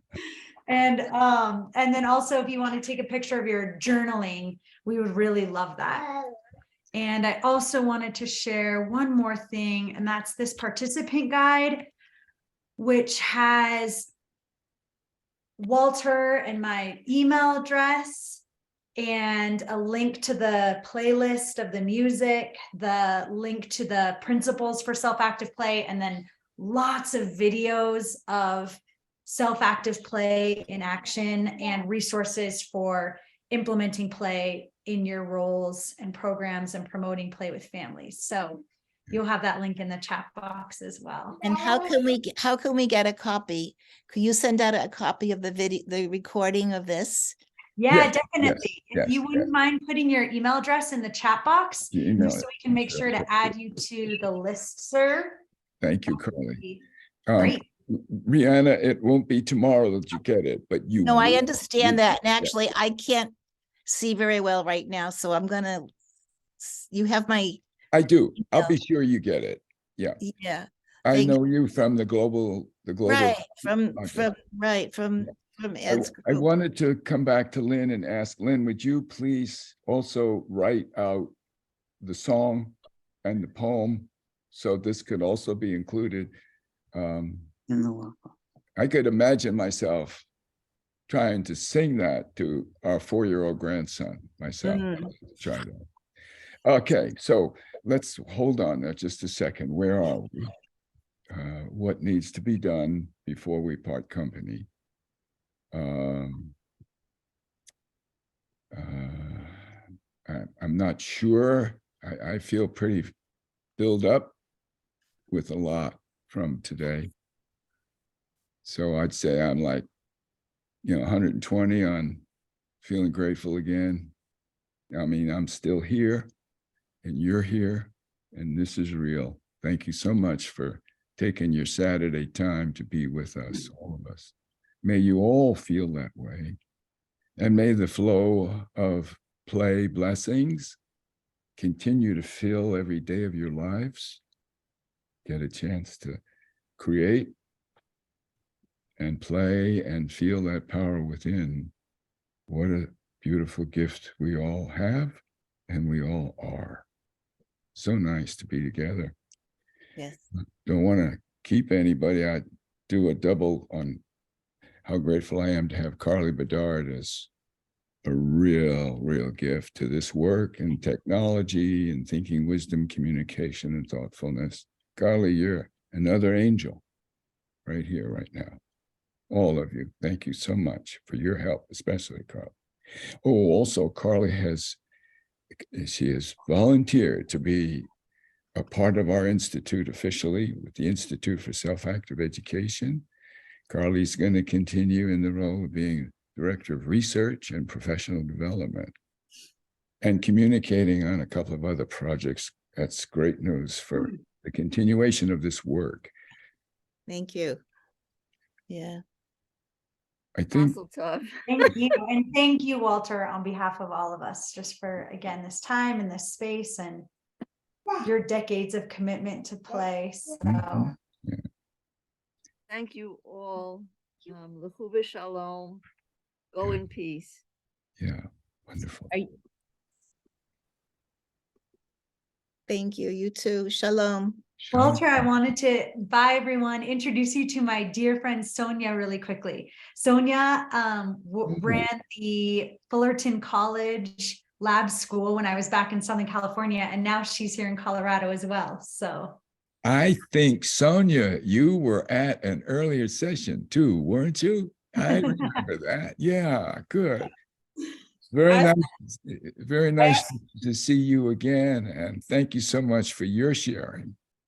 I also bumped into Julie at NAYC. yeah, and Paula. She had dinner with Paula one night. So small world. I love it. Yeah, mentioning Paula reminds me, I wanted to mention that the Play Policy and Practice Interest Forum and the Play chapter of Florida is a concept we want to just put out there that states, affiliates of NACI, we'd like to invite them to start play chapters within the infrastructure, as Ed would call it, of NACI. If you want any more information on that, we can send it. Just let us know. You can email Carly or myself. So I was telling Carly to sit on the board for the Colorado chapter of NAYC. And after talking to Paula and Julie, I'm like, we need this in Colorado, Yeah. Carly. Let's do it, Sonia. Let's set up a time this week to connect via Zoom. I would love that. Yeah. You let me know. Walter, this was amazing. And I had such a great time. I really needed this. Terry and Phil, you guys are wonderful humans. We just had such a great group. Yeah, we And have. Sonia, it was lovely to meet you. It's wonderful to meet everybody. This is such a great experience. I look forward to joining again. Yes. That reminds me, I did forget to mention, we'll have we're going to try and be better about setting our dates ahead of time as a New Year's resolution. So Walter and I are going to be meeting and we'll have the dates for 2023 in advance. So we'll work on that, on getting that information to you all soon as well. Okay. Are you going to say bye? You're going to say bye to your friends? Bye, Isla. Bye-bye. Say bye. Bye. Thank you. Bye bye, Isla. Thank you. Yeah. Bye-bye. Bye-bye, Lynn. Bye-bye, Diana. Bye, thank you. I want to say, I want to Kelly. ask a question, quick question. Yeah. So I realized recently that this play, I've always played, and I'm a retired occupational therapist, but with the pandemic and everything, things got a little too serious. And with what's been going on in my life and in everybody's life, things got too serious. And I really, and I wanted to ask you if you ever worked with Patch Adams, with Dr. Patch Adams and his play. And I'm not interested in doing play as a therapeutic particularly, but I want to have more playfulness in just my interaction with people on a regular. So when I meet somebody or when I have a small conversation, it's more playful instead of coming across so droll and serious. And I'm sort of looking for a little bit of who could I go to, or how do I find that? Yeah. And establish that kind of a routine more. Yeah. We could say, hypothetically, you found a group. We could say everybody that was here today is a resource for you. We could say there's books there's readings. And yeah, I don't want a book. I don't want a book. Yeah. And this group is wonderful, but I think this particular group, you're looking at play as a personal satisfaction. And I'm thinking of the playfulness. And I'll tell you, I'm trying to connect bridges between people who have come from different civilizations. So indigenous language, you say land means one thing, and in white people or colonialism, land means something else. So when we use the same word, we go like this. But I think if we were playful and laughing, we can meet together better. Yeah, I think if this, at the risk of being oversimplifying. Oh, please do. At the risk of what I'm about to suggest, maybe just too simple, but I'll tell you in my heart, this is what I think is the best thing to do, is to practice what was experienced here today, to practice the play. If you do that, you might find yourself saying to someone else, you know, I've been doing this and I want to show you something that's really neat. And you become a leader of promoting the very kinds of discoveries that we all just spontaneously made ourselves today through play. Honest to goodness, Deanna. Yes. Yeah. So And what you're you know, saying is the process doesn't stop with just the insight and doesn't stop with the solitary. no. I know this is the beginning of a process. Yeah, this is the beginning. Well, this is a lifelong transformational process of understanding who we are, what we're doing, why we're doing it, and all the relationship stuff you were talking about is embedded in that experience. Just Okay, like it is right now, virtually. yeah. So if there's anything we can do to help you do that, it's true. Anybody here I know would be happy to hear from you. Okay. You know. Yeah, thank you. No, it's like play shop. It's just being playful when I. Yeah, we're just playing around. I had such a good time myself. I was telling Carly when we were sharing, I freed myself up. I don't usually play the way I do here in virtually, but I did today, and I had a lot of fun, and I made some really important discoveries. And it makes a different space when it's virtual, because I feel that when I'm doing my Zoom to my services, it's a different kind of connection and it's beautiful. It is, and the outcome is remarkably similar. Whether we're in person or virtually like we are, the process is transcendental. It doesn't prerequisitely say to you the only way you're going to get this is if you do it in person. Right. You do it virtually. Right. And I'm excited about, Carly and I are terribly excited about that realization. We didn't have any idea what this was going to be when we started off. You know, and I can feel the value in the 9 of us being together today. Definitely. I like the small group. Definitely. So I thought I was looking for a bunch of people to goof off with. Yeah. It was kind of, but I goof off with us. Yeah. You're looking at some real goof offs right here. Well, I love that you brought an aspect of spirit to this. Even, you know, as you wished us shalom, you know, here at the, you know, on this day that anyone could express in any way, you helped us focus again on the fact that there's a bigger consciousness, a bigger presence that we honor by taking that time.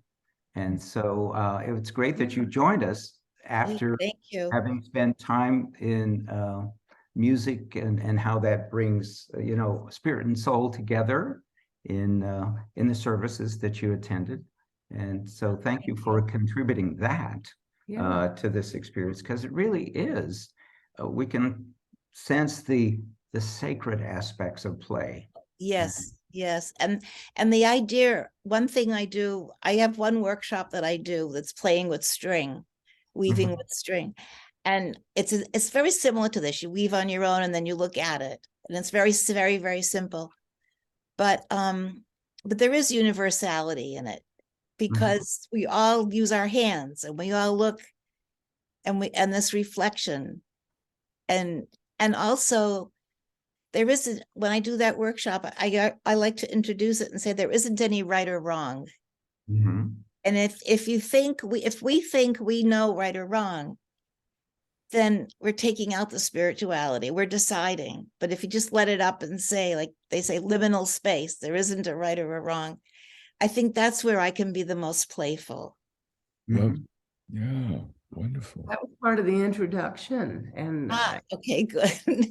No, I mean, it's a great summing up and was part of what helped us with our mind, heart set. Nice.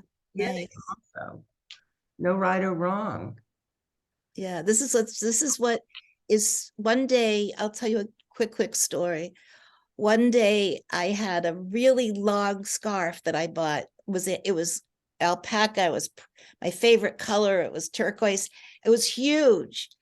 And I wanted to think, so I started unraveling it.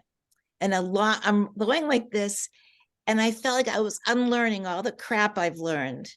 Like, how do you do this? How do you do that? I was like, this unraveling was like an unlearning. And it was like all the layers. So I think when society is less secure, they have to have all the rules, and this is the rights and wrongs. And when we can be more comfortable and more secure, then it's like, let it play. Mm-hmm.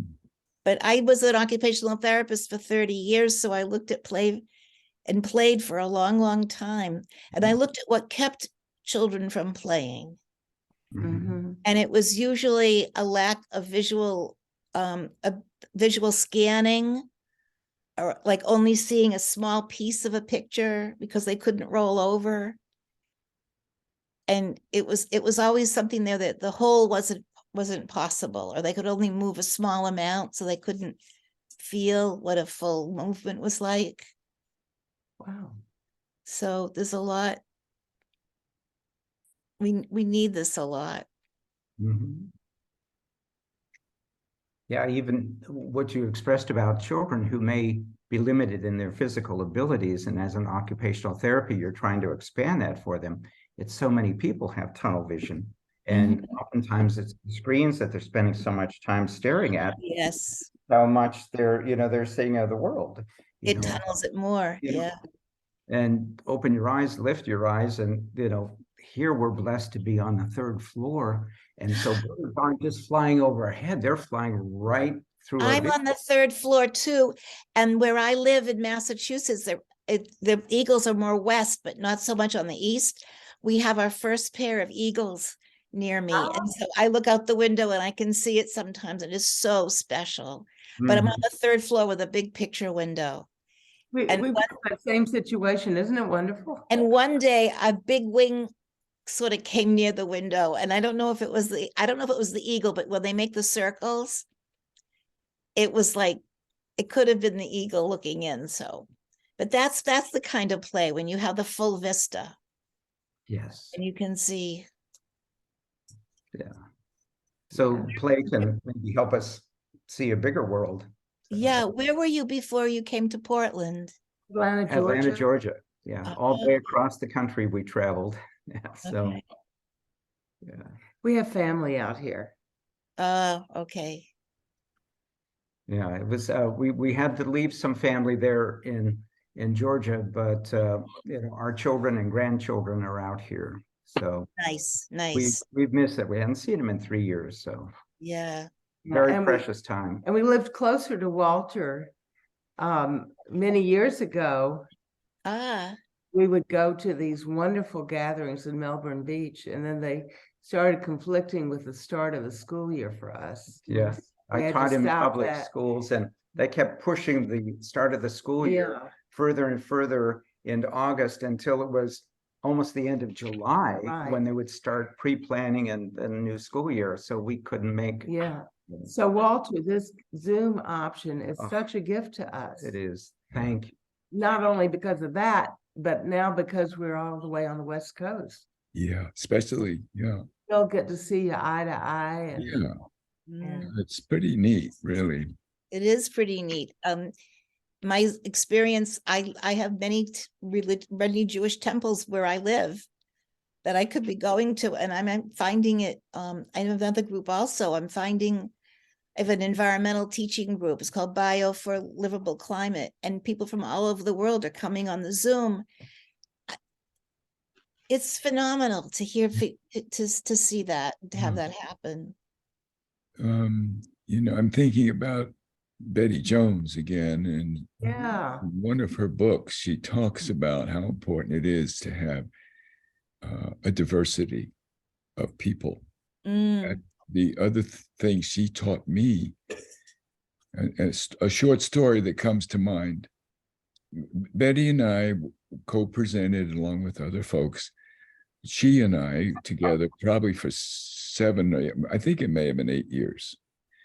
And sometimes at NACI, there were more people than the room would hold.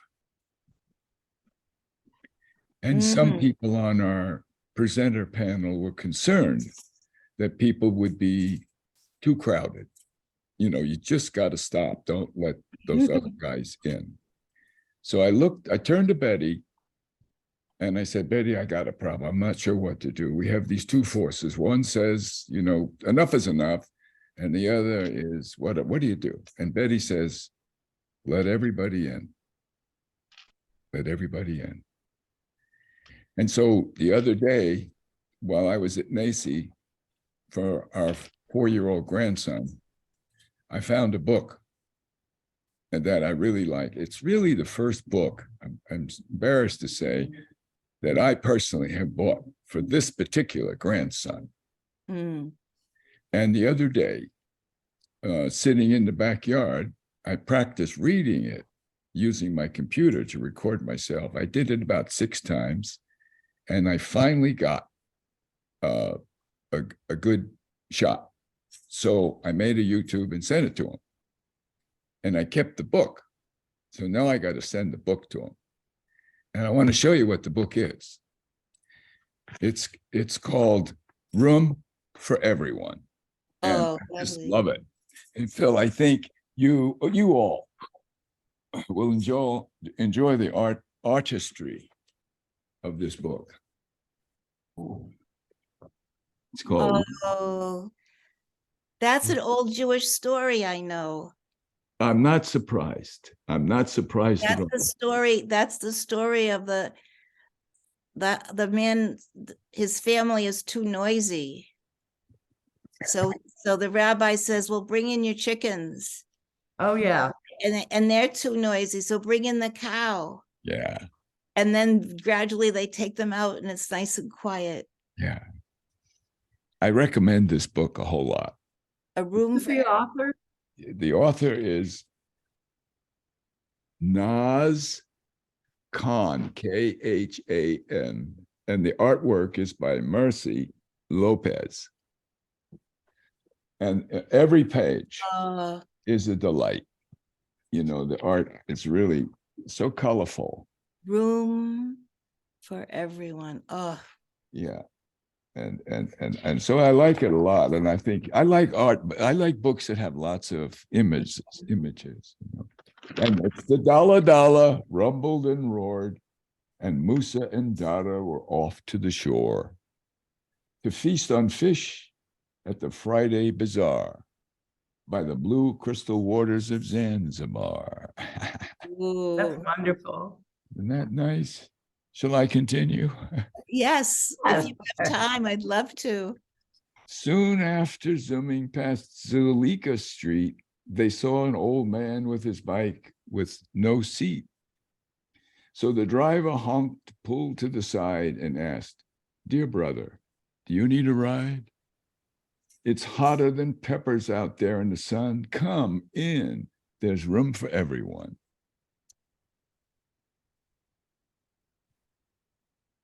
This takes about 10 minutes. I have to warn you. Oh, it's worth it. I'm It's a captivated. author. Okay, this is kind of fun. Yeah, good. But Dada said, "Musa, I don't think there is enough room for that man and that cycle of his. Don't worry, Musa. There's space galore. If you move just a bit, we can make room on the floor." Mm. So in came the man with his sweaty old feet and his bike with no bell and no light and no seat. And after some wiggles and giggles and fun, they made enough room for everyone.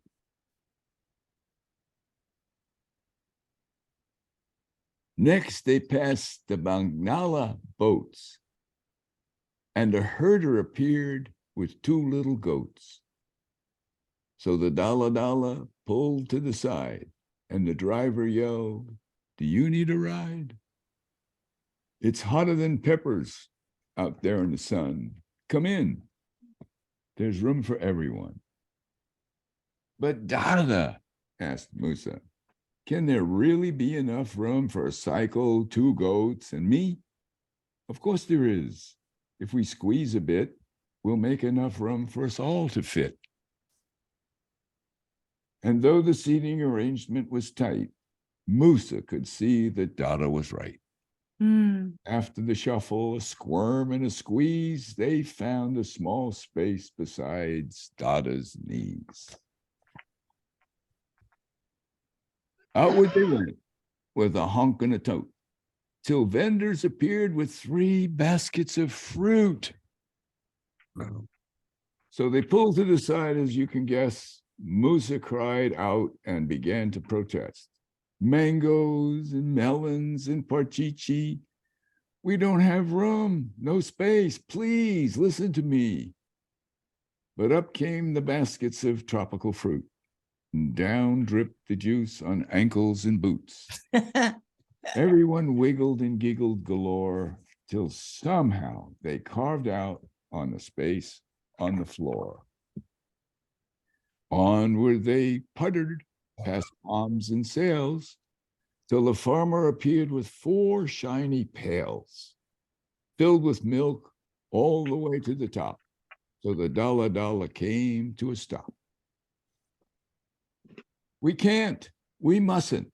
I do not see where he could possibly sit, Musa cried in despair.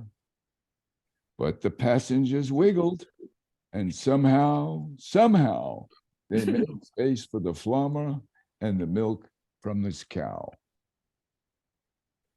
Well, the dollar drove past some farms till they saw 5 mamas, fish in their arms. So the conda truck, his head outside, yelling, "Sisters, hello, do you need a ride?" "No," said Musa, "this rickety bench has no room for fish in their stinkety stench." But the passengers wiggled and squished on the floor and made enough room for the rider to fit ashore. 6 minutes later, a farmer was walking with 60 stinking chickens that wouldn't stop squawking. And right there beside them were 7 fellas carrying 7 Katenji umbrellas.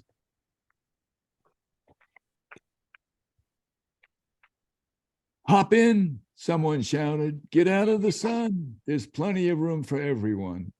And Musa revisited. "These chickens are fat, and 7 umbrellas, there's no room for that." Dada insisted, "Just open the door." So everyone wiggled and giggled galore and eventually found enough room on the floor. Well, soon they were making a turn down the lane where a vendor was carrying 8 sugar canes and 9 tender coconuts, fresh off the tree. What yummy, refreshing, sweet drinks these could be. The passengers shouted, "Do you need a ride?" And as you can guess, Musa cried, worried and cried, "This is outrageous.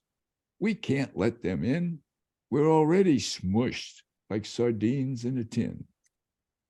Though it was clearly in every tight fit, they wouldn't give up. No, they just wouldn't quit. So in came the coconuts, tender and sweet, and the sugar canes tangled between people's feet, tickling everyone's toes as they wiggled until Musa started to giggle too. A few minutes later, they stopped for fuel. What happened to be near a diving school, where 10 divers were ready to go with suits and gear and tanks in tow. Trying to get in all the commotion so they could explore the Indian Ocean. But was there room for all that stuff? Did the dollar have room enough?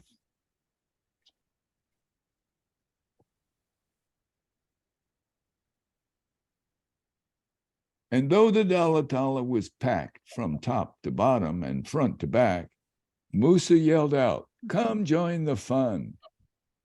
We'll make enough room for everyone." So the swimmers with snorkels and tubes and fins wiggled and giggled and wriggled right in. There they all are.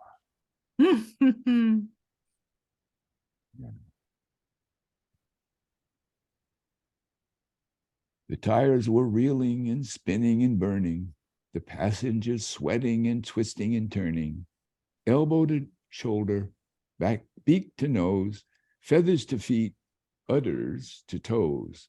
What a sight to see, what comical crew, stuck together like globbity glue. They chinkity chunk like junk in a trunk, so close to breakdown, kerplickety plunk. Globbity glue. Oh boy, oh boy. But the art is, isn't it beautiful? Yes, amazing. The art is, and the words too. And the Globbity glue. I love globbity glue. Me too. And stinkity stink. Yeah. When suddenly all of them heard a screech. Alhambra dilly dalla. They've arrived at the beach. Out came 10 swimmers with snorkels and fins who ran into the ocean and dove right in. Out came 9 coconuts, fresh and tender, and out came the whistling coconut vendor. Out came the 8 sticky, sweet sugar canes with 7 umbrellas for sunshine and rain, 60 stinking chickens with 5 piles of fish, 4 heavy pails full of milk so delish, 3 big baskets of fruit for a treat, 2 little goats and a bike with no seat. At last they had finally reached the blueberry crystal waters of Nungwi Beach, where Musa and Dada and everyone could wiggle and giggle under the sun. The end. Oops, I just knocked down my construction. Oh, well. Oh, no. Splendid. That was splendid. Yeah, It was. it was fun. And it was fun watching you read it. Yeah, You The did it book is beautiful. marvelous, but it's also your joy in reading it. yeah, Your grandson is so lucky to get the video. yeah. Yeah. What I didn't get who Betty Jones is. That you must have talked about her in the beginning. Betty Jones was a longtime professor at Pacific Oaks College in California. Mm. And she's a very prominent, thoughtful author of books, especially on how to work with children. Mhm. But also early on, she was concerned as a professor of in-service and pre-service. She wondered about what best way to teach her students in school, graduate school, the adults. So that's what she kind of put together. I have a number of, the first book that she wrote that I have was this one. It was written in '86, and it's a book about Teaching basically adults. teaching What's adults. it called? This is called An Active Learning Approach, and it was published by NACI in '86. And then there's 3 other books which are, I say, more likely to be known in the field. One is, and it was mentioned, I think Phil mentioned it, or somebody mentioned this book about master players. And this book is basically master learning from play, children at play. So this is experiential learning. It is experiential teaching. So there's that awareness of the other and concern for children and taking them in and caring in a different way and helping them learn through the process of play.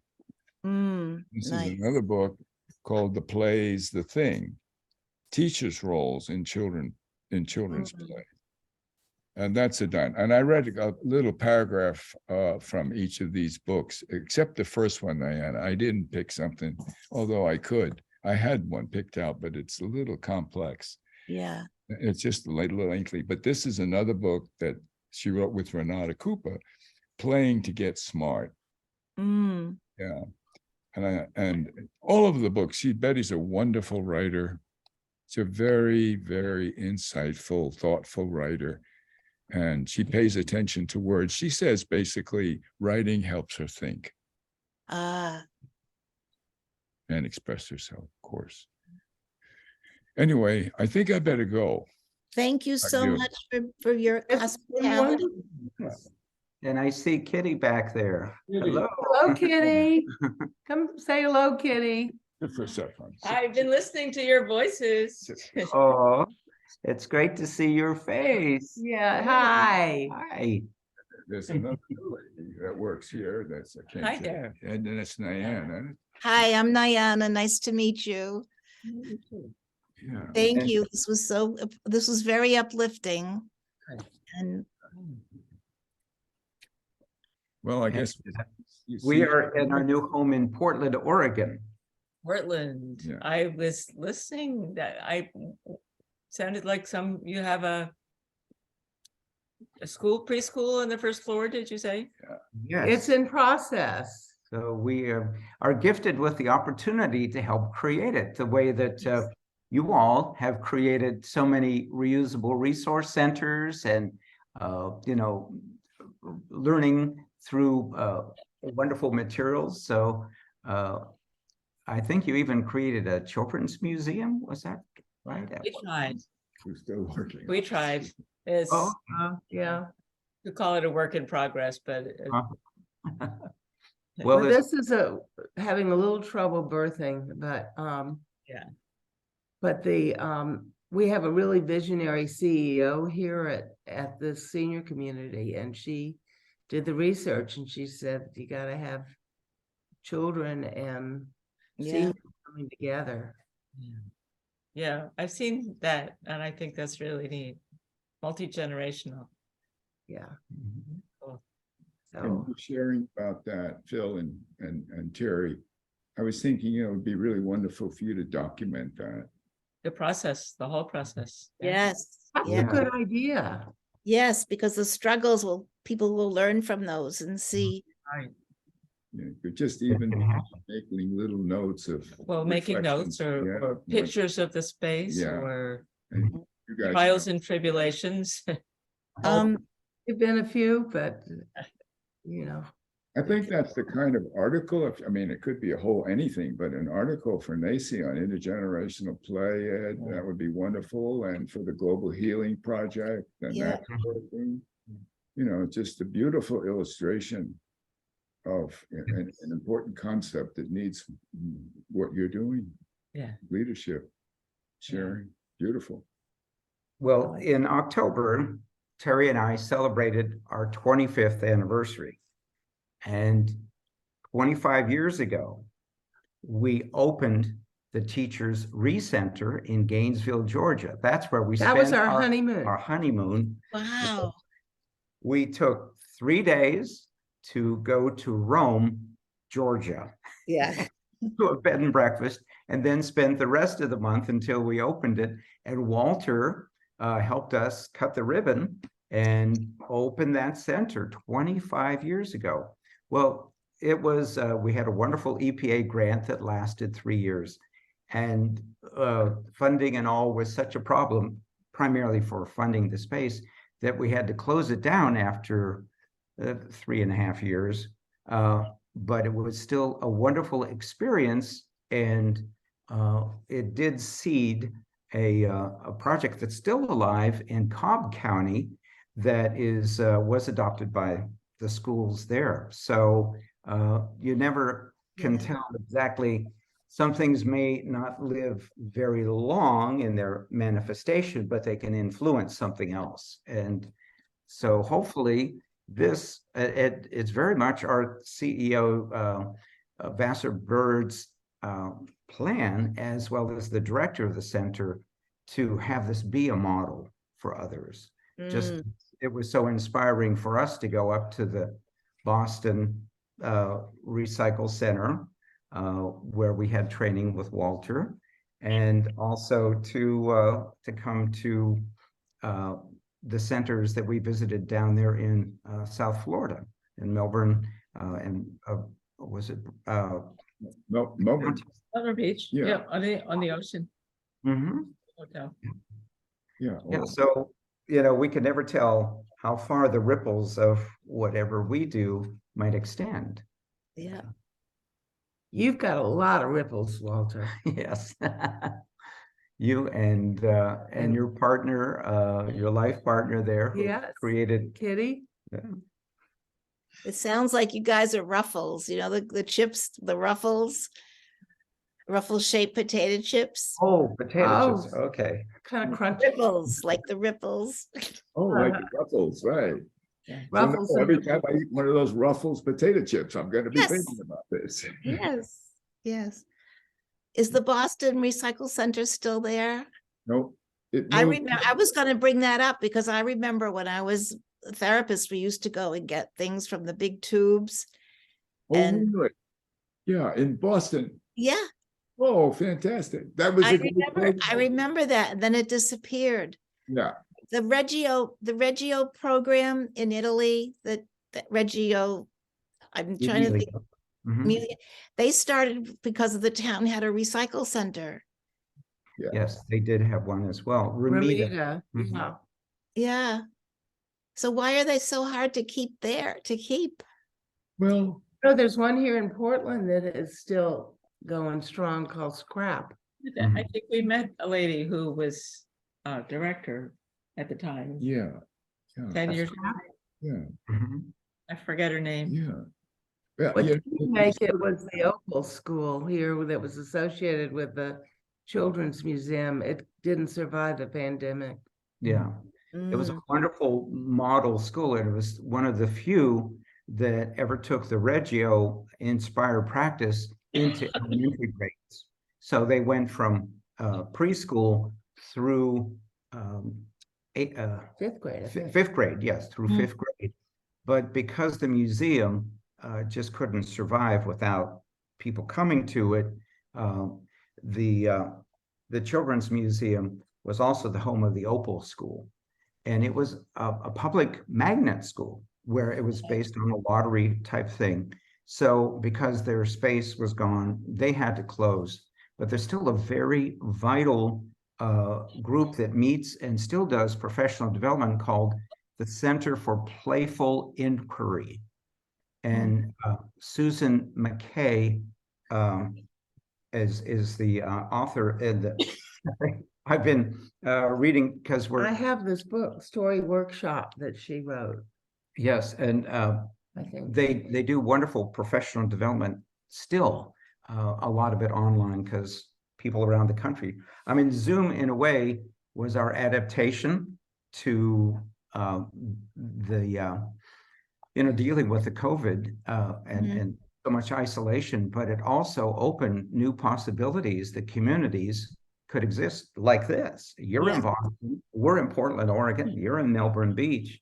I mean, it's incredible that, we could be doing this simultaneously.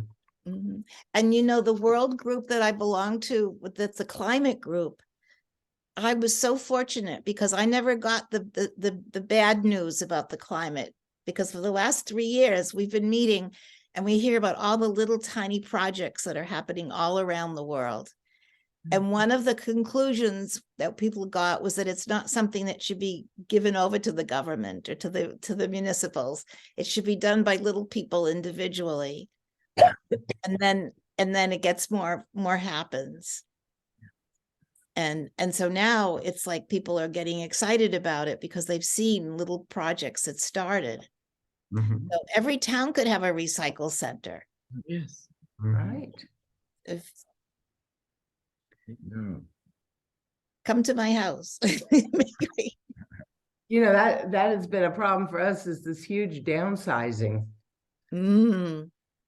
We had so much stuff left over from the recycle center and so forth, and we just had to let go. Yeah, just to give you an idea of the scale of it, our 2-car garage was packed, and it was a place where basically once you start with a vision that, oh, these are great resources, someone will be able to use them someday, and you start gathering them.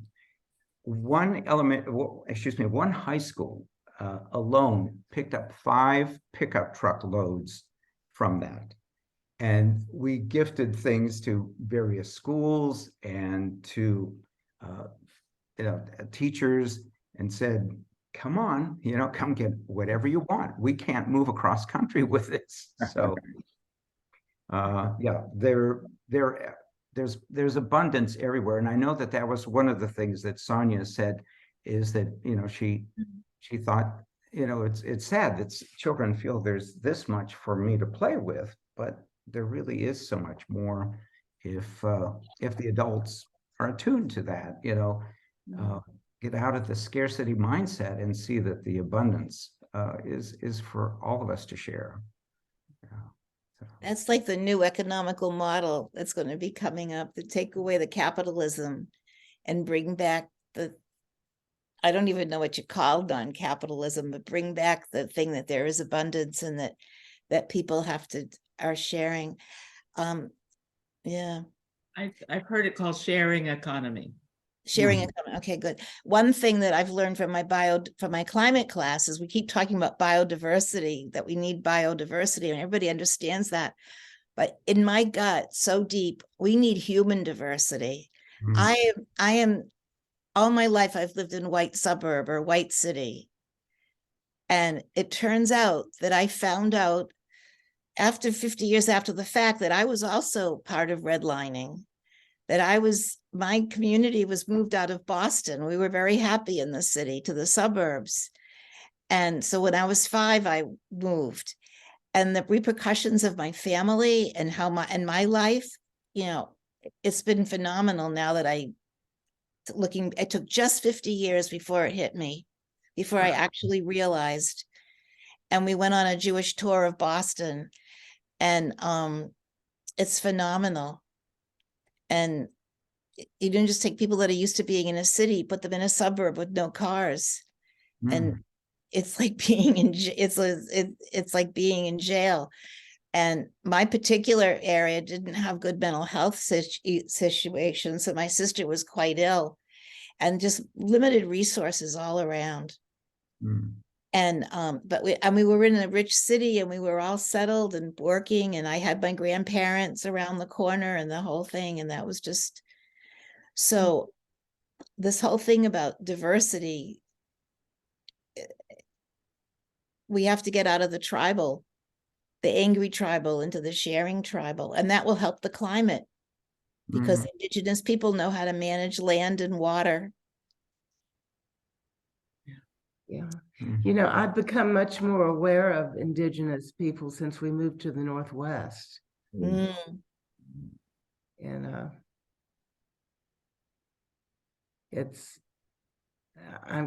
I was glad that came up some today. Yes, they've preserved a lot of the wisdom that we taught ourselves to forget, to put away. I have one quick story, and I'm sorry, and then I'll go. There's a book called Mayflower by Pilcrest, I think is the man's name. It sounds like Gilchrist, but it begins with a PH. And someone just told me that I was thinking all Thanksgiving about how would we rewrite the Thanksgiving story so that it was more from everybody's point of view and not just one point of view. And someone told me that the first generation, the people that were the Pilgrims and the Indians, got along because they knew they had to, and that the survival was dependent on the native people here. But it was their children who decided they wanted the land. It was their children that didn't have that primary relationship and didn't see the value. So that's was it your comment about land being a different concept? Yeah. So it was the children that didn't learn about this relational language, and they just had this. Yeah.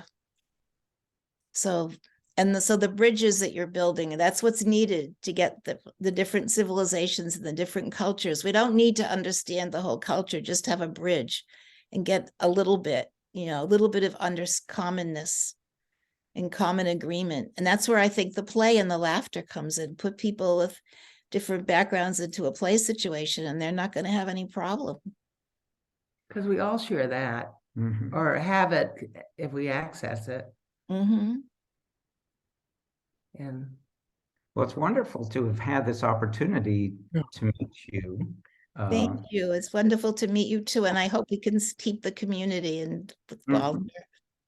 Well, and thank you again, Walter And and Kitty. Kitty, Yeah. for all you've done all these years to spread this joyful message. I have a phone call coming, and it's probably my daughter from San Francisco.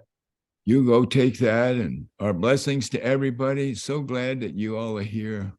Yes, and good Shabbos and good everything to everybody. Good blessing. Shabbos to you. Thank you. Thank you, Terry. Shalom. Nice to meet you, Kitty. Bye-bye.